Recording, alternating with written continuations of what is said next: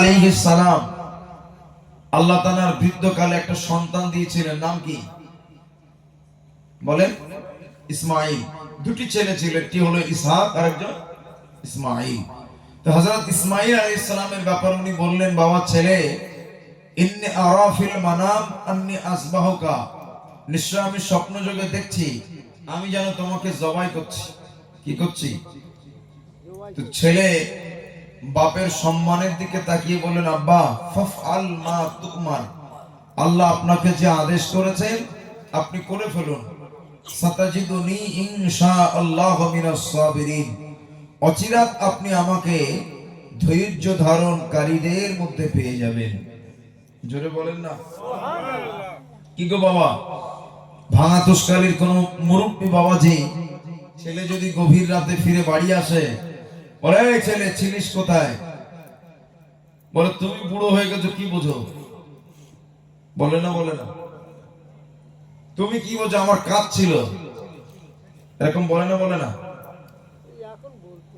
এখন বলছে এই জামানায়, বলছে না বলে না? আল্লাহর বান্দারা, একটি সন্তান পিতা মাতাকে, তার আপন পিতা মাতাকে সম্মানের দৃষ্টিতে ভালোবাসা প্রদর্শন করবে, কথা তার নরম হবে। আব্বা মায়ের সঙ্গে কথা যখন বলবে, বড় ভদ্রতা বজায় রেখে নরম মেজাজে আস্তে আস্তে কথা বলবে, মাথাটাকে গ্যাট করে কথা বলবে। আব্বা মায়ের সঙ্গে বেয়াদবি করা যাবে না। ওই ছেলেটা আব্বা মায়ের সঙ্গে যদি বেয়াদবি করে, আব্বা মাকে যদি অসম্মানজনক ব্যবহার করে, হাত কেটে লিখে দিয়ে যাচ্ছে বাবা, বড় আলেম হতে চাইবে, হতে পারবে না। ভালো ডাক্তার ইঞ্জিনিয়ার হতে চাইবে, ব্যবসায় বড় উন্নত লাভ করে বড় ব্যবসায়ী হতে চাইবে। পিতা মাতার অবদ্ধতাতে, পিতা মাতার অসন্তুষ্টি চিত্তে ওই ছেলেটা কখনো বড় হতে পারে না, পারে না, পারে না, পারে না। ও আল্লাহর বান্দারা, আল্লাহ নবী ইসমাঈল যাবিহুল্লাহ আলাইহিস সালাম বাপ বেটা সিদ্ধান্ত হয়ে গেল, ছেলে ইসমাঈল আলাইহিস সালাম আব্বার সঙ্গে করে নিয়ে হযরত ইসমাঈল নবী আলাইহিস সালামকে মিনার জমিনে নিয়ে চলে গেলেন। মিনার জমিনে বাচ্চাকে জবাই করে দেবেন, কুরবানি করে দেবেন। ও ইসমাঈল আলাইহিস সালাম আব্বার দিকে তাকিয়ে বললেন, ও আমার আব্বা জান, এক্ষুনি আপনি আমাকে জবাই করে ফেলবেন, এক্ষুনি আপনি আমাকে কুরবানি করে দেবেন আব্বা। একবার আবার শরীরের দিকে তাকিয়ে দেখুন, একটি মাত্র সাদা জামা, সাদা পোশাক ছাড়া দ্বিতীয় কোনো জামা আমার শরীরে নেই আমার আব্বা। ফাখলাহু, দয়া করে আপনি আমার জামাটাকে খুলে ফেলুন। হাত্তা তাকফিনানি ফিহি, আপনি আমার ওই জামাটা দিয়ে আমাকে কাফনের কাপড়ের ব্যবস্থাটা আপনি করে দেবেন। জোরে বলেন না সুবহানাল্লাহ। কি ছেলে, আব্বা বলছে জবাই করব, ছেলে বলেন আপনি করে ফেলুন।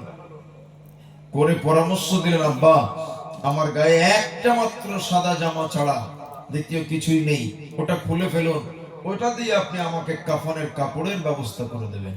জোরে বলুন না সুবহানাল্লাহ। বাপ ছেলের জামা খুলতে শুরু করলেন। তাফসীর এসেছে জামার বোতাম খোলা শুরু হয়ে গেল।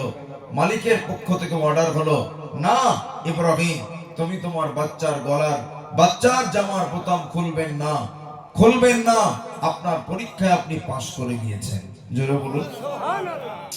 আর একটি ব্যাখ্যায় লেখা হয়েছে, কত বড় ভদ্র ছেলে, সারা জীবন শুনেছি কিন্তু ওয়াজ থেকে ভদ্রতা শিখতে পারেনি। পিতামাতার আদব, পিতামাতার সম্মান সূচক ব্যবহার শিখতে পারেনি রে ছেলে। আল্লাহ নবী ইসমাঈল আলাইহিস সালামকে মিনার জমিনে শুইয়ে দিয়ে ইসমাঈলের কণ্ঠনালীর উপরে ওই ছুরিটা রেখে দিয়েছেন। ছেলেকে জবাই করে দেবেন, ছেলেকে কুরবানি করে দেবেন, বিদায় করে দেবেন। ওই বাচ্চা ছেলেটা আব্বার দিকে তাকিয়ে বললেন, ও আমার আব্বা, আপনি আমার বাবা, আমি আপনার কলিজার টুকরার সন্তান। বাপ বেটার মধ্যে যথেষ্ট ভালোবাসা, বাপ বেটার মধ্যে যথেষ্ট মোহাব্বত প্রেম নিবেদন হয়েছে। আব্বা জান আপনি আমাকে বড় ভালোবাসেন আব্বা, আমি আপনাকে বড় প্যার করি, মোহাব্বত করি আব্বা। ও আমার আব্বা জান, আপনি যখন আমাকে জবাই করতে যাবে, আমার নজরটা যদি আপনার নজরের দিকে পড়ে যায়, আপনি যদি আমার দিকে চোখে চোখ হয়ে যায়, আব্বা আপনার কলিজায় ব্যথা হবে, কলিজাটা কেঁদে উঠবে, অন্তরটা ব্যথিত হয়ে যাবে আব্বা। তুকাল্লিবু ওয়াজহি ইলাল আরদ, দয়া করে আপনি আমার চেহারাটাকে জমিনের দিকে ঘুরিয়ে দিয়ে আপনি আমার ঘাড়ের দিক দিয়ে জবাই করবেন। ও আমার আব্বা, না আমি আপনাকে দেখতে পাবো না, আপনি আমাকে দেখতে পাবেন না, বাপ বেটার দর্শন হবে না, দেখা হবে না, আপনি জবাই করে খলিলুল্লাহ হয়ে যাবেন, আমি ইসমাইল জবাই হয়ে জবিহুল্লাহ হয়ে যাব। ও আমার ভাইরা, আল্লাহ পাক নবী ইব্রাহিমের পরীক্ষা যেমন দেখছেন, ইসমাইলের তার জীবনের ভাবমূর্তিটাকে আমার আল্লাহ ফলো করছেন। ছেলে যত ভদ্র বাবা, ছেলে যত নেক, আল্লাহ ওই ইসমাইলের চ্যানেল থেকে আমাদের নবী দয়া নবীকে দান করে ইসমাইল নবীর ইজ্জত সম্মানকে বাড়িয়ে দিয়েছে। জোরে বলেন সুবহানাল্লাহ। বাবা ইসমাইল নবীকে উবুর করে শুইয়ে দিয়ে জবাই করে ফেলবেন, কুরবানি করে দেবেন, আল্লাহর হুকুম হয়ে গেল। ইসমাইল নবী জবাই হলো না, দুম্বা জবাই হয়ে গেল। হযরত নবী ইব্রাহিম রাগ করে অভিমানে ছুরিটা ছুঁড়ে ফেলে দিয়েছে। ফালকাহু আলাল হাজার, তাফসীরে এসেছে ওই ছুরিটা পাথরের উপরে পড়ে গেল। ফাশাক্কাল হাজার, পাথর ফেটে চৌচির হয়ে গেল বেটে। কিন্তু ইসমাইল একটা পশম কেটে বাদ পড়ল না। জোরে বলেন না সুবহানাল্লাহ। ও আমার ভাইরা, আমার ঘটনা বলা উদ্দেশ্য নয় বাবাজি।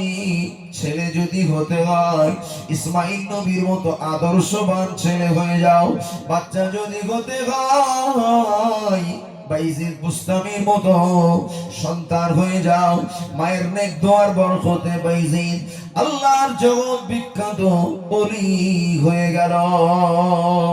জোরে বলেন সুবহানাল্লাহ। বাচ্চা যদি হতে হয় ওয়াইস কারনির মতো হয়ে যাও, মায়ের সেবা করেছে, মাকে ভালোবেসেছে, মা বিমার, মা বড় অসুস্থ, মা বড় দুর্বল, মা বড় জাই, মায়ের খিদমত সেবা করতে যে হযরত ওয়াইস কারনি আল্লাহ নবী দিদারে আসতে পারেননি, আল্লাহ নবীর খিদমতে আসতে পারেননি। এই ওয়াইসকে আল্লাহ নবী দয়া নবীকে দেখতে এসেছিলেন, তবে ওয়াইসের মা ওয়াইসকে বলে পাঠিয়ে দিয়েছে, ও বেটা ওয়াইস, তুমি আল্লাহ নবীর কাছে যাচ্ছ, আল্লাহ নবীর সঙ্গে দেখা করতে যাচ্ছ বাবা। নবীজির সঙ্গে যদি দেখা হয় তো ভালো, আল্লাহ নবীর সঙ্গে যদি তোমার দেখা না হয়, সময় বিলম্ব করবে না, ফিরে চলে আসবে। ও আমার ভাইরা, এই ওয়াইস কারনি মায়ের সেবা যত্ন পরিপূর্ণতা পালন করার খাতিরে আল্লাহ নবীর ইন্তেকালের আগে হুজুরের পাগড়ি মোবারক আর জুব্বা মোবারকটাকে নিয়ে আল্লাহ নবী ওমরকে দিয়ে বলেছিলেন, ও বাবা ওমর, আমার পাগড়ি আর জুব্বাটা আমার পাগল উম্মত ওয়াইসের কাছে পৌঁছে দেবে। কেননা আমার ওয়াইস তার মাকে সেবা করতে যে আমি রাসূলুল্লাহ আমার খিদমতে আসতে পারিনি, আমি আল্লাহ নবী বলছি ওমর, এই পাগড়ি আর জুব্বা আমার ওয়াইসের কাছে পৌঁছে দিয়ে আমার গুনাহগার কাঁদাগার উম্মত উম্মতিদের জন্য আল্লাহ পাকের দরবারে দোয়া করতে বলবে। ও তুষ্কারী নওজওয়ানেরা, ও যুবকেরা, ভাইরা নামাজি মুত্তাকি গণেরা, জীবনে নামাজ আছে, ইবাদত আছে, আপনার আল্লাহর উপাসনা সব করেছেন, কিন্তু আপনার মা নারাজ হয়ে গিয়েছে আপনার ব্যবহারে, আপনার আব্বা নারাজ হয়ে অসন্তুষ্ট হয়ে গেল। আল্লাহ নবী বলেছেন, মা আল্লাহ নবী বলেন, রিদার রব্বি ফি রিদাল ওয়ালিদি, তোর আব্বা মা খুশি তো আমার আল্লাহ খুশি। তোমার আব্বা মা নারাজ, তোমার আব্বা মা যদি অসন্তুষ্ট হয়, স্বয়ং আমার আল্লাহ নারাজ হয়ে যাবেন, অসন্তুষ্ট হয়ে যাবে। জীবনে গাদা গাদা ইবাদত আল্লাহর কাছে পাঠিয়ে মালিককে রাজি করা যাবে না। আপনার আমার আব্বা মা যদি আমার আপনার আচরণে খুশি সন্তুষ্ট হয়ে যায়, স্বয়ং আমার আল্লাহ পাক খুশি হয়ে যাবে। বাবাজি ও আল্লাহর বান্দা, আপনার আব্বা চাষের কাজ করেন, জলকারের ফেরির কাজ করেন, চাষাবাদ করেন, বিভিন্ন কাজকর্ম করে, ওই ছেলেটা যদি নেক ছেলে হয়, না না আমার আব্বা কত কষ্ট করছেন, মেহনত করছে, স্কুল ছেড়ে এসে, মাদ্রাসা ছেড়ে এসে আব্বার কাজে সহযোগী হয়ে যাবে, আব্বার কাজে সহযোগিতা করবে। ও আল্লাহর বান্দারা, ওই আব্বা জানের নেক দোয়ার বাবার কাছে ওই ছেলেটা বড় আলেম হয়ে যাবে, ওই ছেলেটা বড় ডক্টর হবে, মাস্টার হবে, ইঞ্জিনিয়ার হবে। আব্বা মায়ের কাজের সহযোগী যদি ছেলে মেয়েটা হয়ে যায়, আব্বা মায়ের নেক দোয়া সন্তানের নসিবে কবুল হয়ে যায়। জোরে বলেন না সুবহানাল্লাহ। বসিরহাটের আল্লামার গোলাম সাহেবের জীবনী দেখুন। হুজুর আল্লামা আব্বা মুন্সি দবিরউদ্দিন সাহেব, তিনি আপনার গরুর গাড়িতে চালাতেন আর মাল ওইসব আপনার বড় বড় মানুষদের মাল বহন করে নিয়ে যেতেন। আল্লামা হুজুর আব্বার কাজে সহযোগিতা করে তিনি ওই গরুর গাড়ি চালাতেন। বলুন না সুবহানাল্লাহ। দাদা হুজুর কেবল এবং আল্লামা হুজুর রহমাতুল্লাহ আলাইহি দুইজনে গিয়েছেন আসামে। কোথায়? আসামে জলসায় গিয়েছেন। তো গুয়াহাটি বলে একটা জায়গা আছে, শহর আছে বাবাজি, বেশ কয়েকবার আমি আসামে গিয়েছি। তো গুয়াহাটিতে যে ফ্লাইট ওখানে নামায়, তো গুয়াহাটি একটা শহর, সেই শহরের একটা জঙ্গলের ভিতরে আল্লাহর একজন ওলি বান্দা আছেন। ভাইরা আমার, তো আল্লাহর ওলি বান্দার কবর জিয়ারত করবেন। দাদা হুজুর কেবল বললেন, বাবা কবর জিয়ারতে যেতে হবে, কি হবে? তো সেখানে কিছুই যায় না, একটা গাড়োয়ান গাড়িওয়ালা, ওই আপনার গরুর গাড়ি চালায়, তাদেরকে গাড়োয়ান বলে। তাকে জিজ্ঞাসা করলেন, তার কাছে বললেন কত ভাড়া দিতে হবে। তো ওই জামানায় 20 টাকা ভাড়া চেয়েছে। কত টাকা? 20 টাকা। 20 টাকা ভালো মূল্য আছে, কিন্তু এত ভাড়া কেন? দুর্গম রাস্তা, রাস্তার মাঝে বাঘ ইত্যাদি থাকতে পারে, সেই ভয়ে ভাড়াটাও বেশি। দাদা হুজুর এবং আল্লামা হুজুর দুজন গাড়িতে চাপলেন। ওই ভিতরে ওইটা ঢাকনা, একটু ঢাকা জায়গা, ওটাকে কি বলে? সই বলে। হ্যাঁ, সই বলে। সইয়ের ভিতরে আছে আর গাড়োয়ান গাড়ি চালাচ্ছে। চালাতে চালাতে রাস্তার প্রায় 3 ভাগের 2 ভাগ পার হয়ে গেছেন। এইবারে গাড়োয়ান দেখছে দুটো বাঘ, একটা মেয়ে বাঘ আর একটা ছেলে বাঘ, স্বামী স্ত্রী, পুরো রাস্তার উপরে গুড়ির মতো শুয়ে আছে, আর দুজন একে অপরের দিকে মুখ করে গল্প করছে বাঘ বাঘের ভাষায়। তো গাড়োয়ান এই অবস্থা থেকে লাফ মেরে, ত্রিং করে লাফ মেরে এসে একদম ওই সইয়ের মধ্যে ঢুকে বলছে, হুজুর আমি আর গাড়ি চালাতে পারবো না, বিবি বাচ্চা এতিম হবে, বেওয়া হবে, আমার গরুটাও খেয়ে নেবে বাঘে। দাদা হুজুর বলছে, কি ব্যাপার? বলছে, হুজুর এখানে বাঘ আছে, আমি আর যেতে পারবো না। আল্লাহ দাদা হুজুরকে বলে, কি করা যায় বলো তো বড় মাওলানা। আচ্ছা বলো, রাস্তা কতটা এসেছে? বলছে, হুজুর 3 ভাগের 2 ভাগ চলে এসেছি, আর 1 ভাগ বাকি। আল্লামা হুজুর রহমাতুল্লাহ আলাইহি বললেন, হুজুর আমার আব্বা গরুর গাড়ি চালাতেন। দাদা হুজুর বলছে, আমার তো গরুর গাড়ি চালানো অভ্যাস নেই, চালাইনি কখনো, কি হবে বলো তো? আল্লামা হুজুর বলছেন, আমার আব্বা গরুর গাড়ি চালাতেন, আব্বার কাজে সহযোগিতা করেছি কত, গরুর গাড়ি চালিয়েছি। হুজুর আমি চালাতে পারি, গরুর গাড়ি চালানোর অভ্যাস আছে আমার। আল্লামা হুজুরকে দাদা হুজুর বললেন, তাহলে তুমি যাও গাড়ি চালাও। তুমি গাড়ি চালাতে চলে গেলেন। তিনি গাড়িতে ড্রাইভিং করছেন, করে বলেন, বাবা এই জঙ্গলের বাঘ, আমার এই গাড়িতে জামানার মুজাদ্দেদ ফুরফুরার আবু বকর সিদ্দিককে নিয়ে এসেছি। এই জঙ্গলের হিংস্র প্রাণী, আমার জামানার মুজাদ্দেদ আমার পীরের সঙ্গে যেন বেয়াদবি করবি না। জোরে বলুন না সুবহানাল্লাহ। আল্লাহু আকবার। বাঘ শুনে নিয়েছে কথাগুলো। দুই বাঘ ওই আপনার জঙ্গল থেকে ওখানে আপনার রাস্তা থেকে উঠে দুজন পুরো ভিতরে চলে গিয়েছে। রাস্তা খালি হয়ে গেল। আল্লাহ হুজুর গাড়ি চালিয়ে পুরো ওলির দরবার নিয়ে চলে গেলেন। আল্লাহর ওলির মাজার জিয়ারত করে আবার গাড়ি নিয়ে ফিরছেন। গাড়ি চালাতে চালাতে আসছেন। এমন সময় আমার বাবাজি এমন সময়ে গাড়ি চালাতে চালাতে আসছেন, পার হয়ে গিয়েছেন। এইবারে গাড়োয়ান বলছে আমি ফিরি ফিরি পয়সা নেব, তা আমি এইবারে গাড়ি চালাই। আসলে গাড়োয়ান গাড়ি চালাতো না। পরবর্তীতে আবার দেখছে যে গাড়িটা কিছু দূর চলে এসছে, আপনার আবার ওই আপনার বাঘেরা আবার তাদের জায়গায় চলে এসেছে। গাড়িটা কিছু দূর চলে গিয়েছে, আবার বাঘেরা কোথায় চলে এসছে, তাদের ওই রাস্তার ওখানে আবার শুয়ে পড়েছে। তো গাড়োয়ান দেখছে আমরা চলে আসছি, হুজুররা তো সব সামনে, আমি তো গাড়ি চালাচ্ছি, বাঘ দুটো আবার চলে এসছে। ভয়ে সে বলছে আমি এবারে গাড়ি চালাচ্ছি, আপনাদের আর চালাতে হবে না। মানে এটা চালাকি। বাঘ যদি আমাকে শিকার করে নেয় তাহলে মহা বিপদে পড়ে যাব। আসলে বলার উদ্দেশ্য হলো আমার এটা হচ্ছে হুজুরের কারামতি। তো আল্লামা হুজুর রাহমাতুল্লাহ আলাইহি তিনি অত বড় আলেম হয়েছিলেন। দেখেন গরুর গাড়ি চালানোর অভ্যাস আছে কার থেকে? তার আব্বা কাজ করতেন, সেই কাজে তিনি সহযোগিতা করতেন। জোরে বলুন না সুবহানাল্লাহ। আর একটু জোরে বলেন না সুবহানাল্লাহ। আর ছেলে ভালো যদি শিক্ষিত হয়, আপনি যদি জলকারের কাজ করেন জীবনে আসবে না, কাদা মাখবে না। আপনি যদি মাঠে কাজ করেন, ছেলেটা যদি ভালো স্কুল কলেজ ইউনিভার্সিটিতে পড়ে, আপনার কাজের সহযোগিতা করতে চায় না। কিন্তু আল্লামা রুহুল আমিন রাহমাতুল্লাহ আলাইহি তিনি এমন রেজাল্ট করলেন কলকাতা আলিয়া বিশ্ববিদ্যালয়ে, তার রেকর্ড আজ পর্যন্ত কেউ ভাঙতে পারেনি। জোরে বলুন না সুবহানাল্লাহ। তারপরেও তিনি বাপ গরুর গাড়ি চালাতেন, তিনিও চালিয়ে এই শিক্ষা অর্জন করেছেন, বাপের সহযোগী হয়ে গিয়েছিলেন। জোরে বলেন না সুবহানাল্লাহ। এত বড় আলেম হয়েছেন, আর এমনি না, ওই বাপ মায়ের নেক দোয়াতে আল্লামা রুহুল আমিন যুগের খ্যাতনামা আলেম, বঙ্গ আসামের হাদিয়া আলেম কুলের শিরোমণি হিসাবে আল্লাহ তাকে কবুল করে নিয়েছিলেন। জোরে বলুন না সুবহানাল্লাহ। ছেলেরা, মা বোনেরা, মুরব্বীরা, আব্বা মাকে সেবা করুন, যত্ন করুন। আব্বা মায়ের কাজের সহযোগী হয়ে নেক দোয়া নিয়ে নাও।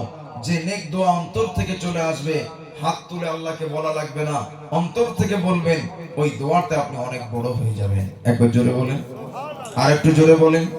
পৃথিবীর ইতিহাসে যারা বড় হয়েছেন, পৃথিবীর ইতিহাসে যারা উচ্চ মর্যাদার শিকার হয়েছেন, উচ্চ মর্যাদা পেয়েছেন, বাবাজি তারা সকলে আল্লাহ আমার বাবাজি আব্বা মায়ের দোয়াতে, নেক দোয়াতে তারা বড় হয়েছেন, অনেক বড় উচ্চ শিখরে পৌঁছে যেতে পেরেছেন। আল্লাহ নবী মুসা কালিমুল্লাহ আলাইহিস সালাম, এই নবী মুসা আলাইহিস সালামের সঙ্গী আল্লাহ নবী মুসা আল্লাহ দরবারে একদিন দোয়া করলেন, আল্লাহ পাক মাইয়াজআলুনি ইয়াউমাল কিয়ামা, কিয়ামতের কঠিন দিবসে আল্লাহ পাক আমার সঙ্গী কি হবে, আমার সাথী কি হবে, আল্লাহ পাক আমার সঙ্গী কি হবে, সাথী কি হবে। আল্লাহ পাক নবী মুসাকে জানালেন, ও আমার নবী মুসা, তোমার সঙ্গী সাথী কিয়ামতের ময়দানে যিনি হবে তিনি হলেন আজ-জুজ্জার। আজ-জুজ্জার মানে গোশত ব্যাপারী, কসাই। মুসা আলাইহিস বলছেন, আল্লাহ আমি তাকে দেখব, তার জীবনে কি নেক আমল আছে। সংক্ষিপ্ত বলছি, ছদ্মবেশে তিনি গোশত ব্যাপারীর দোকানে চলে গেলেন। দোকানে মাল বিক্রি করছেন। তিনি নবী পরিচয় দিলেন না, ভাই আমি আপনার বাড়িতে একদিন মেহমান হব। আমি কি হব? মেহমান হব। বাড়িতে চলে গেলেন, মেহমান হয়ে গেলেন। সেই গোশত ব্যাপারী কসাই একজন বৃদ্ধা রমণী, গায়ের মাংস হাড়ের সঙ্গে জড়িয়ে গিয়েছে, দুর্বল মহিলা, সুন্দর করে গায়ে তেল দিয়ে গোসল দিলেন। তারপরে ওই বৃদ্ধা রমণীর গায়ে রুটি আর গোশত চিবিয়ে চিবিয়ে নরম করে বৃদ্ধা রমণীর গালে উঠিয়ে দিচ্ছেন। ওই বৃদ্ধা মা তিনি জবানটা নাড়িয়ে নাড়িয়ে কি যেন বলছে, একবার জোরে বলেন সুবহানাল্লাহ। টোটাল খাবার তৈরি করে নিয়ে দাস্তারখানে রেখে মুসা নবীকে দাওয়াত করলেন, আসুন একসঙ্গে খাওয়া হবে। মুসা আলাইহিস সালাম বলছেন, ভাই আমি আপনার বাড়ির খাবার খাবো না, আগে বলুন ওই বৃদ্ধা রমণীটাকে যাকে খাবার দিচ্ছিলেন উনি কে, ওনার পরিচয় কি, আর উনি আপনার জন্য কি বলছিলেন এটা বলতে হবে। উনি বললেন, যে আমার মা, আমি যখন খাওয়াই আমার মা আমার জন্য একটা ফালতু দোয়া করে। কি দোয়া? ওটা একটু বলতে হবে। জোরে বলেন না সুবহানাল্লাহ। মুসা নবী তার খেতে যাননি, খেতে গিয়েছেন বাবাজি? না, তার জীবনের নেক আমল দেখতে গিয়েছেন। জোরে বলুন না সুবহানাল্লাহ। ওই সময় মুসা নবীকে ওই গোশত ব্যাপারী কসায় লজ্জিত হয়ে, শর্মিন্দা হয়ে, অপমানিত হয়ে বললেন, ও ভাই, আমার আম্মা জান প্রতিদিন আমার জন্য একটি ফালতু দোয়া করে ফেলে।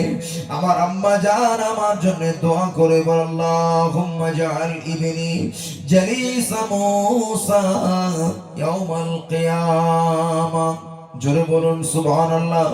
ও রব্বুল আলামিন, আল্লাহ আমার বাচ্চাকে, আমার কলিজার টুকরা সন্তানকে এই জামানার নবী মুসা আলাইহিস সালামের সঙ্গী হিসাবে আপনি কবুল করে নিন। মা কি দোয়া করে? সাধারণ একজন গোশত ব্যাপারীর জন্য মা দোয়া করছে, আল্লাহ আমার বাচ্চাকে এই জামানার নবী মুসা কালিমুল্লাহ আলাইহিস সালামের সঙ্গী হিসাবে আপনি কবুল করে নিন। জোরে বলেন না সুবহানাল্লাহ। মায়ের দোয়ার বাবার কাছে মুসা নবী উঠে দাঁড়িয়ে গোশত ব্যাপারীকে আলিঙ্গন করলেন, জড়িয়ে ধরে বললেন, ভাই আপনার দোয়ার, আম্মা জানের দোয়া ফালতু দোয়া নয়, বেকার দোয়া নয়। আপনার আম্মার দোয়া আল্লাহর আরশে আজিমে কবুল হয়ে গিয়েছে। আমি হলাম এই জামানার নবী মুসা, আপনি হলেন আমার সঙ্গী। একবার জোরে বলুন। আর একটু জোরে বলা যাবে না? বাবা, বাপ মাকে ভালোবাসার জন্য অশোনাতে হয়, সন্তানকে ভালোবাসানোর জন্য অশোনাতে হয় না। দুটো ভালোবাসা বলেছে, 3 নম্বর ভালোবাসা। আচ্ছা, প্রথম 1 নম্বর ভালোবাসা, বাপ সন্তানকে বাসবে কেন ভালো? এটা স্নেহের ভালোবাসা, মনে রাখবেন। আবার সন্তানেরা পিতা মাতাকে ভালোবাসবে, এটা কিসের বলেন? সম্মানের। 3, স্বামী তার স্ত্রী, স্ত্রী তার স্বামীকে ভালোবাসে না বাসে না? বলেন, স্বামী স্ত্রীর মধ্যে ভালোবাসা হয়। এই ভালোবাসার সম্পর্কটা কি? হিয়াল মুহাব্বাতুল্লাতি তাতাআল্লাকু বিশ-শাহওয়া। এটা হলো যৌন ক্ষুধা নিবারণের ভালোবাসা। কিসের ভালোবাসা? যৌন ক্ষুধা নিবারণের ভালোবাসা। আমি বলছি না, মুহাদ্দিসানে কেরামরা বলছেন। এখন স্বামী স্ত্রীর ভালোবাসা আছে না নেই? আছে। সম্পর্ক স্বামী স্ত্রীর মধ্যে দাম্পত্য জীবনে যদি ভালোবাসা ভয়ের না থাকে, দাম্পত্য জীবনটাকে বলে, একজন যদি ভালোবাসা আর একজন যদি কেয়ার না করে, ভালো না বাসে, সম্পর্ক থাকে না, সম্পর্ক কি হয়ে যায়? নষ্ট হয়ে যায়। বাবাজি, স্বামী স্ত্রীর এই যে ভালোবাসা, এই দাম্পত্য জীবনের মহব্বত, ভালোবাসাটা হলো মুহাদ্দিসানে কেরামরা বলছেন হিয়াল মুহাব্বাতুল্লাতি তাতাআল্লাকু বিশ-শাহওয়া। এটা হলো যৌন ক্ষুধা নিবারণের ভালোবাসা। জোরে বলুন সুবহানাল্লাহ। ছেলেরা, মুরব্বিরা, আপনি আপনার বিবিকে কিছুই দিতে পারেন না, আপনার বিবিকে আপনি হাসি মুখে তাকাবেন, আল্লাহ আপনাকে নেকি লিখে দেবেন। জোরে বলুন না সুবহানাল্লাহ। আপনি আপনার স্ত্রী স্বামীকে কিছুই দিতে পারছেন না, আপনার স্বামীর দিকে হাসি মুখে তাকান, আল্লাহ তাতে নেকি লিখে দেবেন। জোরে বলুন সুবহানাল্লাহ। আপনি 1 লোকমা খাওয়ার আপনার বিবির গালে উঠিয়ে দেবেন, আল্লাহ বাবার কাছে আপনাকে নেকি দেবেন। আর স্ত্রীটা যদি স্বামীর গালে 1 লোকমা গালে উঠিয়ে দেয় খাওয়ার, আল্লাহ পাক তাকেও নেকি লিখে দেবেন। জোরে বলুন না সুবহানাল্লাহ। ছেলেরা, মা বোনেরা, কিন্তু বাবা, আজকে দাম্পত্য জীবনে ভালোবাসার সুখ শান্তি নেই। যদি দেখা যায়, দেখতে পাওয়া যাবে আজকে ঘরের মেয়েরা সিরিয়াল দেখে দাম্পত্য জীবনটাকে টালি করার চেষ্টা করে। নানা সিরিয়াল দেখে আপনি যদি দাম্পত্য জীবনকে টালি করতে চান, কখনো ওই দাম্পত্য জীবনে সুখ আসবে না, শান্তি আসতে পারে না, ভালোবাসা নিবেদন করতে পারে না। দাম্পত্য জীবন যদি দেখতে হয়, আম্মা জান খাদিজাতুল কুবরা জীবন দেখুন। দাম্পত্য জীবন যদি দেখতে হয়, আম্মা জান হযরতে আয়েশা রাদিয়াল্লাহু তাআলা আনহার দাম্পত্য জীবন, রাসূলুল্লাহ আম্মা জান আয়েশা রাদিয়াল্লাহু আনহা তথা নবী পাকের বিবিগণদের জীবন আদর্শ দেখলে, তাহলে কিছুটা দাম্পত্য জীবন সুখের আন্দাজ করা যাবে। ও আমার বাবা, আম্মা জান হযরত আয়েশা বলতেন আমার নবীর পরিবারটা এত গরীব পরিবার ছিল। মা শাবিয়া আলু মুহাম্মাদিন মিন খুবজিশ শাইরি ইয়াউমাইনি মুতাতাবিআইনি হাত্তা কুবিজা রাসূলুল্লাহ সাল্লাল্লাহু আলাইহি ওয়াসাল্লাম। আমার নবীর পরিবার এবং নবী সহ পরিবার আমরা সকলে 2 দিন অনাব্রত রজবের আটার রুটি তৃপ্তি সহকারে খেয়েছি, এমন দিনটা মনে পড়ে না। না না, আমার নবীর ঘরে অর্থ ছিল না, মাল সামান ছিল না, টাকা পয়সা ছিল না, তবে আম্মা জান আয়েশা বলেছিলেন তবে আমার নবীর পরিবারটা ভালোবাসাতে পূর্ণ ছিল। জোরে বলেন সুবহানাল্লাহ। ভালোবাসা প্রেম নিবেদনের মধ্যে পূর্ণ ছিল। আম্মা জান হযরত আয়েশা সিদ্দিকা রাদিয়াল্লাহু তাআলা আনহা বলেন আমি আমার নবী দয়ার নবী মায়ার নবী রাহমাতুল লিল আলামিন ঠিক যেখানে গ্লাসে মুখ দিয়ে পানি পান করতেন, আমি আয়েশা ঠিক সেখানে গ্লাসে সেখানে ঠোঁটটাকে রেখে পানি পান করতাম। আমার আমি যেখানে গ্লাসে যেখানে ঠোঁট রেখে পানি পান করতাম, আমার দয়ার নবী রাহমাতুল লিল আলামিন ঠিক সেখানে ঠোঁটটাকে রেখে পানি পান করতেন। জোরে বলেন সুবহানাল্লাহ। আম্মা জান হযরত আয়েশা সিদ্দিকা বলেন আমি হাড়টাকে চুষে চুষে গোশতের হাড়টাকে চুষে দস্তরখানে ফেলে দিতাম। আমার নবী দয়ার নবী মায়ার নবী ওই হাড়টাকে উঠিয়ে নিয়ে চুষতেন। আল্লাহ নবী দয়ার নবীকে দেখে আম্মা জান আয়েশা বলতে ইয়া রাসূলুল্লাহ আপনি এত নবী এত সোজা যে আপনারা আমার ফেলে দেওয়া হাড়টা আপনি চুষছেন। পক্ষান্তরে আম্মা জান আয়েশা শিখাবে দয়ার নবী মায়ার নবী রাহমাতুল লিল আলামিনের চুষে ফেলে দেওয়া হাড়টাকে তিনিও চুষতেন। এটি হলো ভালোবাসা। জোরে বলেন সুবহানাল্লাহ। আপনার বিবির সঙ্গে যদি ভালোবাসা হয়, মহব্বত যদি জন্ম নেয়, ওই সংসার সুখের সংসার, ওই সংসারটা জান্নাতের সংসার। তবে বাবা আপনার সংসারে অর্থ আছে, সুখ আছে, আপনার সংসারে স্বামী স্ত্রীর মধ্যে শান্তি নেই, ভালোবাসা নেই, ওই সংসারটা হলো আল্লাহ নবী দয়া নবী বলেছেন ওই সংসারটা হলো জাহান্নামের একটা গাড্ডা। আবার যদি সম্পদ সংসারের মধ্যে দাম্পত্য জীবনে সুখ শান্তি ভালোবাসা নিবেদিত হয়, ওই সংসারটা হলো আল্লাহর দয়ার জান্নাতের একটা পরিবেশ। জোরে বলেন সুবহানাল্লাহ। ও ছেলেরা মায়েরা, ও আল্লাহর বান্দা বান্দীরা, কত ফোন আমার কাছে আসে, হুজুর বিবি ছেলেটা হাও হাও করে কেঁদে কেঁদে বলে হুজুর বিবির আচরণে সন্তুষ্ট না হয়ে অসন্তুষ্ট হয়ে আমি আমার বিবিকে তালাক দিয়ে দিয়েছি হুজুর, কি হবে, ফতোয়া কি আছে? ও আল্লাহর বান্দারা, এক শ্রেণীর মেয়েরা কি করে জানেন, স্বামী যে কাজে নারাজ ঠিক উল্টো সেই কাজটা করতে যায়। আবার স্ত্রীদের এমন কিছু ব্যাপার আছে যে স্বামী যে স্ত্রীরা যে কাজটা পছন্দ করে না, স্বামীগুলো সেই কাজে নিয়োজিত হয়ে যায়। বাবারা, আল্লাহ নবী দয়ার নবী মায়ার নবী রাহমাতুল লিল আলামিনের একজন সাহাবী নাম হলো সুবাইর।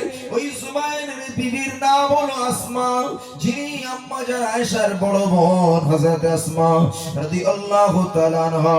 ইনি বড় গরীব ছিলেন, এনার পরিবার দাম্পত্য জীবন হযরত জুবাইর বড় গরীব ছিলেন, অত অর্থ সামগ্রী তার ছিল না।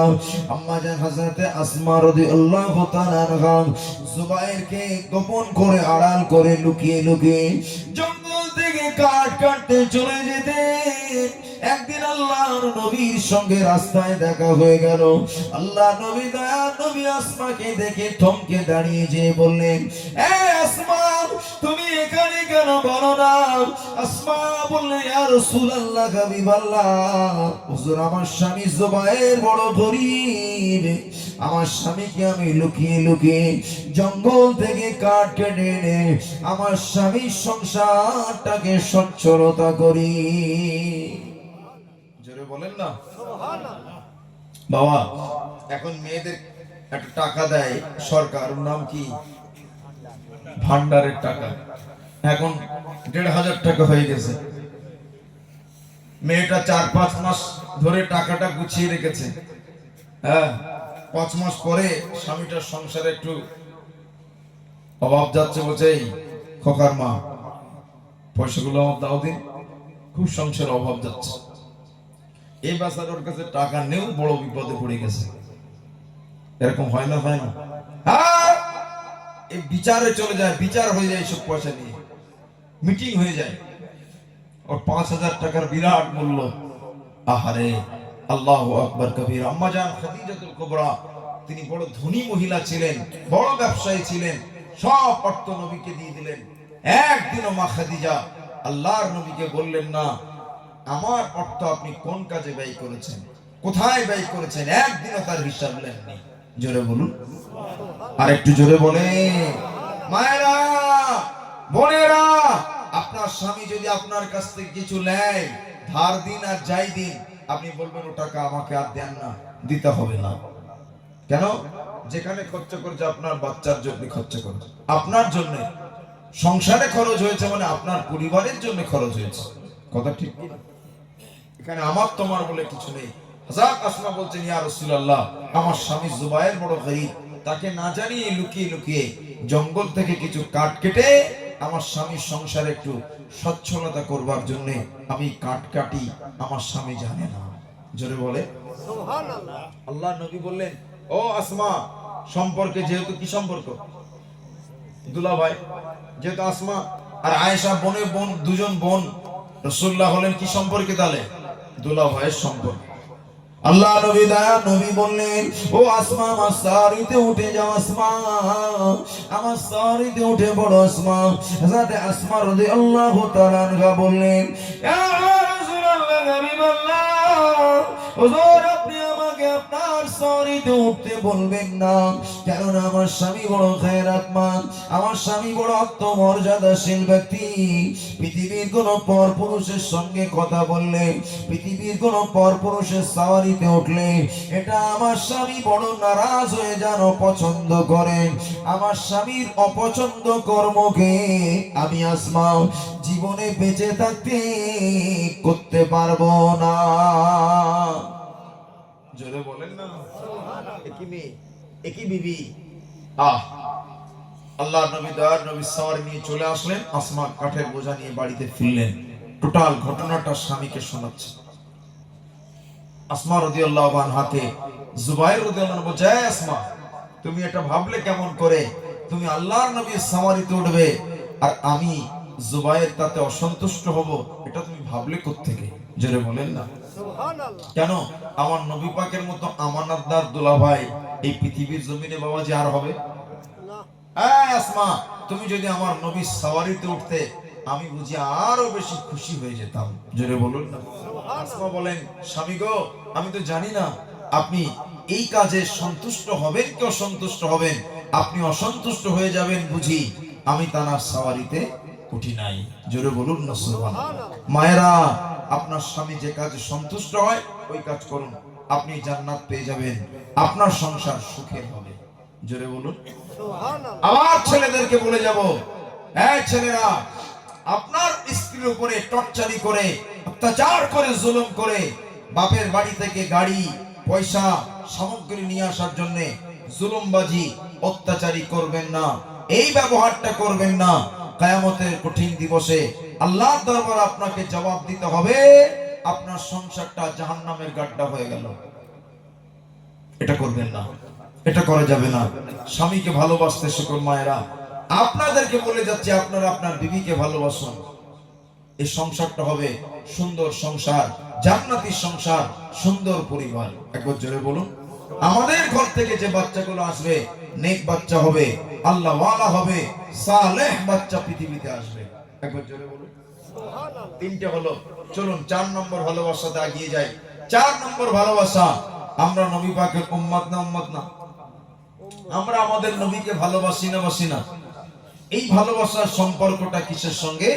মুহাদ্দিসিনে কেরামরা বলেছেন, ইয়াল মুহাব্বাতুল্লাতী তাতাআল্লাকু বিল জালাল, এটা হলো ঈমানের সঙ্গে সম্পর্ক। কিসের সঙ্গে?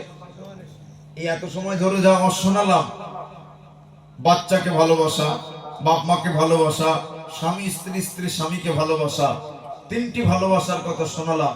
বাবা, এই তিনটি ভালোবাসা এক জায়গায় এসে গেছে, আর তার পাশাপাশি নবীর ভালোবাসা এসেছে। কোনটা প্রাধান্য পাবে? আমার নবীর ভালোবাসা। জোরে বলে কেন? ভালো করে বুঝবেন কেন। নবীর ভালোবাসাটা হলো ঈমানের ভালোবাসা। জোরে বলেন না সুবহানাল্লাহ। আর যেখানে ঈমান সেখানে বাচ্চা থাকবে না, বিবি থাকবে না, বাপ মা থাকবে না, সব কেটে বাদ যে নবীর ভালোবাসা প্রাধান্য পাবে। জোরে বলুন ঈমানের ভালোবাসা এমনই ভালোবাসা, ঈমানের ভালোবাসা এমনই মহব্বত, এমনই ভালোবাসা। এই ঈমানের ভালোবাসার কাছে নিজের জান অপেক্ষা, জীবন অপেক্ষা আল্লাহ নবী দয়া নবীকে ভালোবাসাটি হলো ঈমানের ভালোবাসা। জোরে বলেন সুবহানাল্লাহ। ও আল্লাহর বান্দারা, আমি আপনাদের কাছে দৃষ্টান্ত দেব, রেফারেন্স দেব। বাবাজি, আল্লাহর বান্দারা, ও আমার ভাইরা, আল্লাহ নবী দয়া নবী একজন সাহাবী, ওই সাহাবী রাসূল মদিনার রাস্তাতে দাঁড়িয়ে থাকে। আল্লাহ নবী মক্কার জমিন থেকে মদিনাতে হিজরত করে আসে। ওই বাচ্চা ছেলে সাহাবীটা আব্বার হাতটাকে ধরে মদিনার পথে দাঁড়িয়ে আছেন, কবে আমাদের নবী আসবেন। ও আমার ভাইরা, কয়েকদিন হয়ে গেল আব্বা আল্লাহ নবী আসেন না।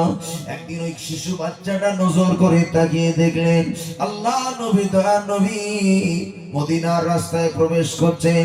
ওই বাচ্চা ছেলেটা আব্বার হাতটাকে ছেড়ে দিয়ে ছিনিয়ে ছুটে আল্লাহ নবী দরবারে চলে গেলেন। আল্লাহ নবী দরবারে যে সালাম করে বললেন, ইয়া রাসূলুল্লাহ, তামাম পৃথিবীতে যত সম্পদ, তামাম পৃথিবীতে যা কিছু আছে, আমি সব অপেক্ষা আপনাকে বেশি ভালোবাসি। আল্লাহ নবী ওই বাচ্চার নান্না সাহাবীর ভালোবাসার কথাটা শুনে আল্লাহ নবী বললেন, বেটা, তুমি যে আমাকে ভালোবাসো বলছো বাবা, তুমি যে আমাকে মহব্বত করো বলছো বাবা, এই ভালোবাসার নিদর্শন কি একটু কি বলা যাবে না? ওই সময় বাচ্চা ছেলে সাহাবীটা বললেন, ইয়া রাসূলুল্লাহ, হাবিবাল্লাহ, হুজুর আপনি আমাকে এমন কিছু আদেশ করুন, ওই আদেশটাকে আমি পালন করব। ফালা আসিলাকা, আপনার আদেশটাকে আমি অমান্য করব না। একবার আপনি আমাকে আদেশ করে দেখুন, আমি আদেশটাকে সঙ্গে সঙ্গে পালন করব। আল্লাহ নবী রসিকতা করে, আল্লাহ নবী একটু রসিকতা করে মজাক করে বললেন, এই বেটা, ওই যে দূরে তোমার আব্বা দাঁড়িয়ে আছে, তুমি কি পারবে আমার ভালোবাসার খাতিরে তোমার আব্বার গর্দানটাকে কেটে এনে আমি রাসূলুল্লাহ আমার কদমে কি জমা দিতে পারবে? বাচ্চা ছেলে সাহাবীটা একবারও ভাবলো না, বাবা না থাকলে খেতে দেবে কে, বাবা না থাকলে কার আশ্রয়ে যাব, কার কাছে আশ্রয় পাবো, কোনো কথা নাই। হাতে উলঙ্গ তলোয়ার নিয়ে ছুটছে, আব্বাকে জবাই করে দেবে, কুরবানি করে দেবে। আল্লাহ নবী পিছন দিক দিয়ে ডাকলেন, ও বাচ্চা ছেলে সাহাবা, না বেটা, আমি রাসূলুল্লাহ পৃথিবীর জমিনে বাপ বেটার সম্পর্ক ছিন্ন করতে আসি নাই বাবা। ওয়ালা মুবাসু বিকাতিয়াতিল ইমিন, বাপ বেটার সম্পর্ক ছিন্ন করতে আসিনি রে বাবা। না না, তোর আব্বার গর্দান তোকে কাটতে হবে না রে বেটা, তুই আমাকে বেশি, তুই আমাকে সবচাইতে বেশি ভালোবাসিস। এই বেটা, তোর ভালোবাসা আমি রাসূলুল্লাহ থেকে নিয়েছি, আর তোমার আব্বার জবাই করতে যেতে হবে না। ও আল্লাহর বান্দারা, ও জওয়ান যুবকেরা, মুরব্বীরা, ছোট্ট বাচ্চা ছেলেটা কিছুই বোঝে না। না, আমার বাবা আমার কাছে আগে নয়। নবীর ভালোবাসা যদি, বাপের কল্লা কেটে যদি নবীর ভালোবাসা বজায় রাখতে হয়, বাপের কল্লা কাটতে রাজি, কিন্তু না না, আল্লাহর নবীর ভালোবাসা ছাড়া যাবে না। আর একটু জোরে বলেন সুবহানাল্লাহ। ও আল্লাহর বান্দারা, আপনারা মনোযোগ দিলে আমি আমার আসল মাকসাদে নিয়ে চলে যাব বাবা। 2 নম্বর, এবার একটু রেফারেন্স নিন। বাচ্চাটা বাপ অপেক্ষা নবীকে ভালোবেসেছে। ও আমার ভাইরা, এবার একটা দৃষ্টান্ত দেব যেখানে স্বামী অপেক্ষা স্ত্রী আল্লাহর নবীকে বেশি ভালোবাসতেছেন।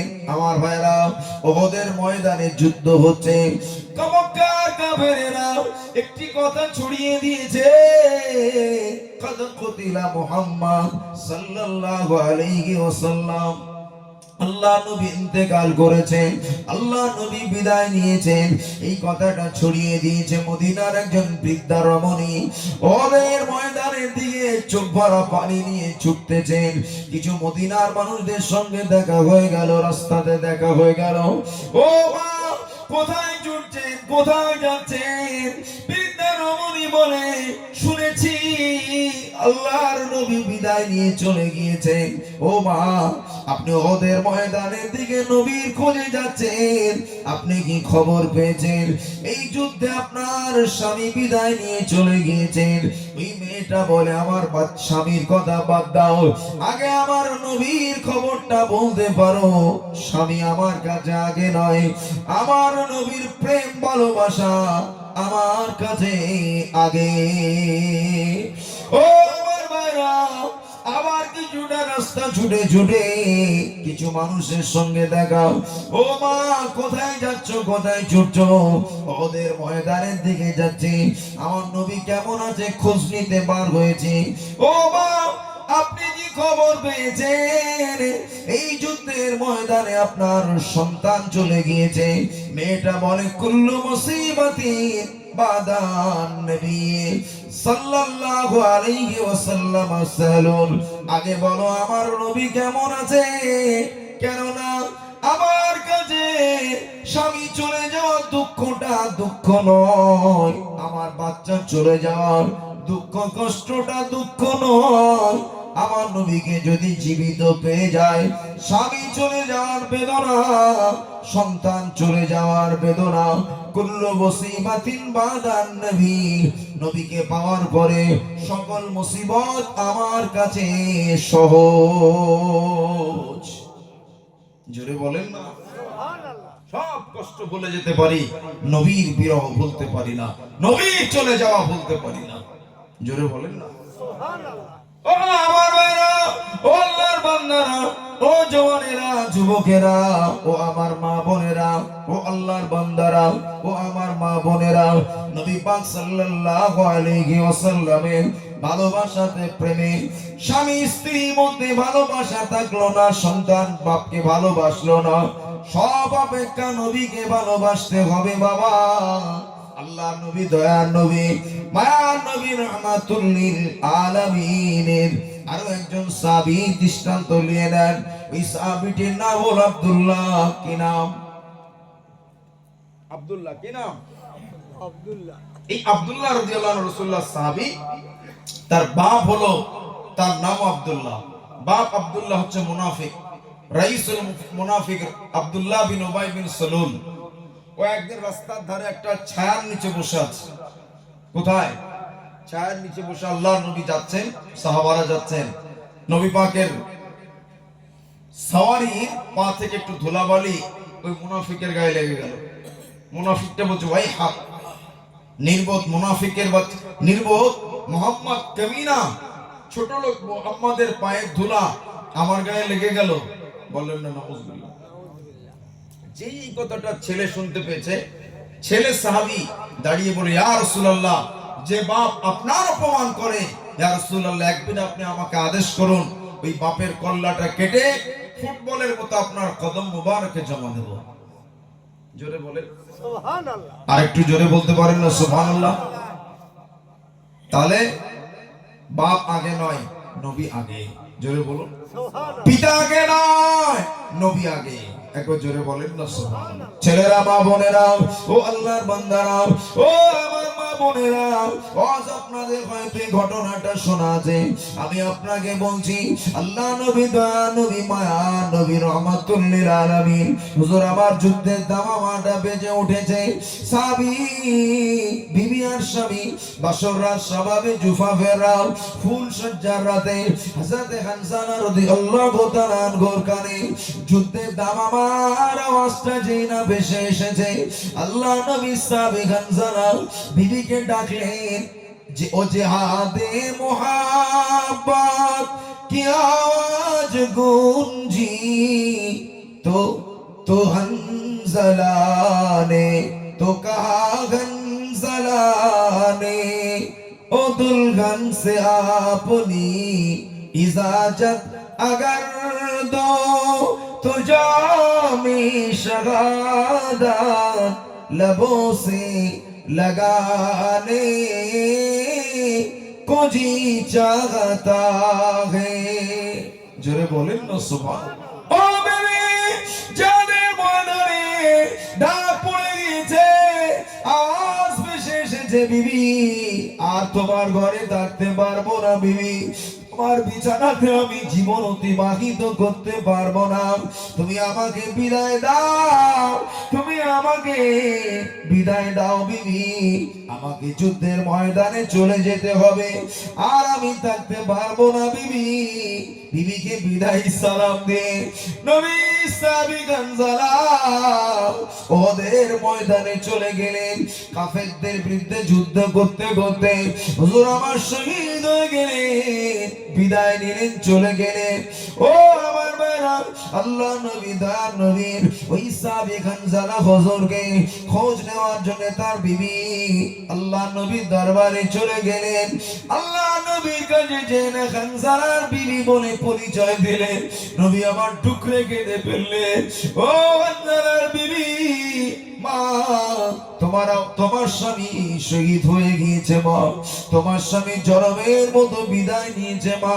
হানজালা হুজুরের বিবি বলেন, ইয়া রাসূলুল্লাহ, ইয়া হাবিবাল্লাহ, হুজুর স্বামী চলে গিয়েছেন, দুঃখ নেই, স্বামী বিদায় নিয়েছেন, কোনো কষ্ট নাই, তবে হুজুর বুক ভরা ব্যথা নিয়ে এসেছি এটা নয়, বরং মনের ভিতরে আনন্দ নিয়ে ফিরে এসে আপনার কাছে একটি কথা বলতে এসেছি, ইয়া রাসূলুল্লাহ, স্বামী চলে গিয়েছেন, কষ্ট নেই, তবে আমার স্বামীর উপরে গোসলটা ফরজ হয়ে গিয়েছিল, কিন্তু যুদ্ধের দামামার আওয়াজটা ভেসে আসার কারণে স্বামী ফরজ গোসল আদায় করার সুযোগ পায়নি। ইয়া রাসূলুল্লাহ রে, ইয়া হাবিবাল্লাহ, ওদের ময়দানে আমার স্বামী শহীদ হয়ে গিয়েছেন, হুজুর শহীদদের লাশটাকে তো গোসল দেওয়া হয় না, ওই রক্ত মাখা শরীরে, খুন মাখা শরীরে আমার স্বামী হানজালাকে দাফন করে দেবেন না, কেন না যারা শহীদ হয়ে যায় রক্ত মাখা শরীরে, খুন মাখা শরীরে, ওই হালাতে যখন দাফন করা হবে কিয়ামতের কঠিন দিবসে এই শহীদ বান্দা বান্দীরা যখন উঠবে রক্ত মাখা শরীর থেকে আল্লাহ জিজ্ঞাসা করবেন, আল্লাহ সব জানেন, তারপরও জিজ্ঞাসা করবেন, ও আমার বান্দারা, এই অবস্থায় আমার কাছে কেন এসেছো? তোমাদের গায়ে কেন রক্ত? তোমাদের গায়ে কেন খুন? তোমাদের গায়ে কেন রক্ত? ওই সময় শহীদেরা বলবে, আল্লাহ পাক, আমরা আপনার দিন ইলাহিকে জিন্দা করতে যে এলাহে কালিমাতুল্লাহর পতাকাকে বুলন্দ করতে যে উঁচু করে রাখতে যে জীবনকে বিলীন করে শহীদ হয়ে গিয়েছে, আল্লাহ পাক জিজ্ঞাসা করবেন, ও আমার শহীদ বান্দা বান্দীরা, তোমরা কি চাও? তোমাদের মনে কি আশা একবার বলো না। শহীদেরা বলবে, আল্লাহ পাক তেমন কিছু চাই না, আপনি আমার দিগকে 100 বার হায়াত দিয়ে ফিরিয়ে দিন আল্লাহ, 100 বার আপনার রাস্তায় জীবনটা দিয়ে কুরবান করে দিয়ে চলে আসতে চাই। জোরে বলেন সুবহানাল্লাহ।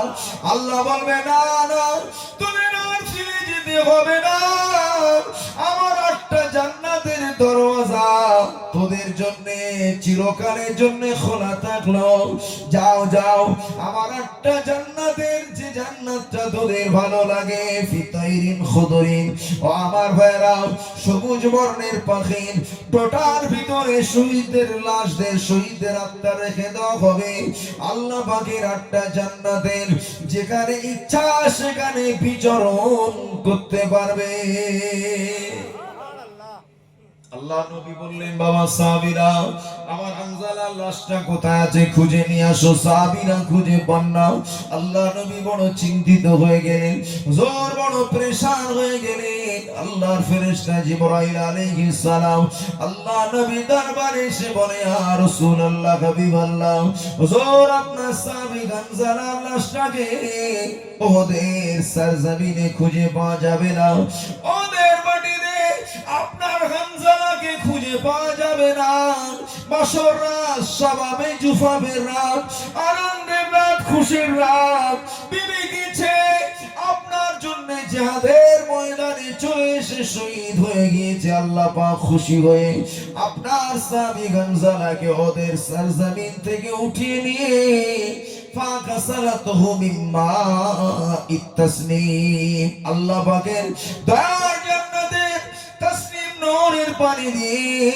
আপনার সাহাবী হানজালাকে আল্লাহর ফেরেশতারা গোসল দিচ্ছে আরেকটু জোরে বলেন সুবহানাল্লাহ ও আমার ভাঙা তুষ্কারি বাবাজিরা ও আল্লাহর বান্দারা ও আমার মা বোনেরা নবীর ভালোবাসায় সাহাবীরা নতুন বিবিকে ছেড়েছেন নবীর ভালোবাসায় নান্না সাহাবী বাপের গর্দান কাটার জন্য দাঁড়িয়ে পড়েছেন কিন্তু না না সব অপেক্ষা আমার নবীর ভালোবাসা আগে ও বাবাজিরা এটা তো বাপ বেটা স্বামী স্ত্রীর নিদর্শন একটা একটা শোনালাম একটু ফিরে আসুন আল্লাহর বান্দারা নিজের অঙ্গ প্রত্যঙ্গ অপেক্ষা নবী সাহাবীরা নবীকে ভালোবেসেছেন আল্লাহ নবীর একজন বাচ্চা ছেলে সাহাবী ওয়া ইয়ামালু ফি হাদিকাতিহি সে তার বাগানে কাজ করছিল ও আমার ভাইরা এদিকে আল্লাহ নবী বিদায় নিয়ে চলে গিয়েছেন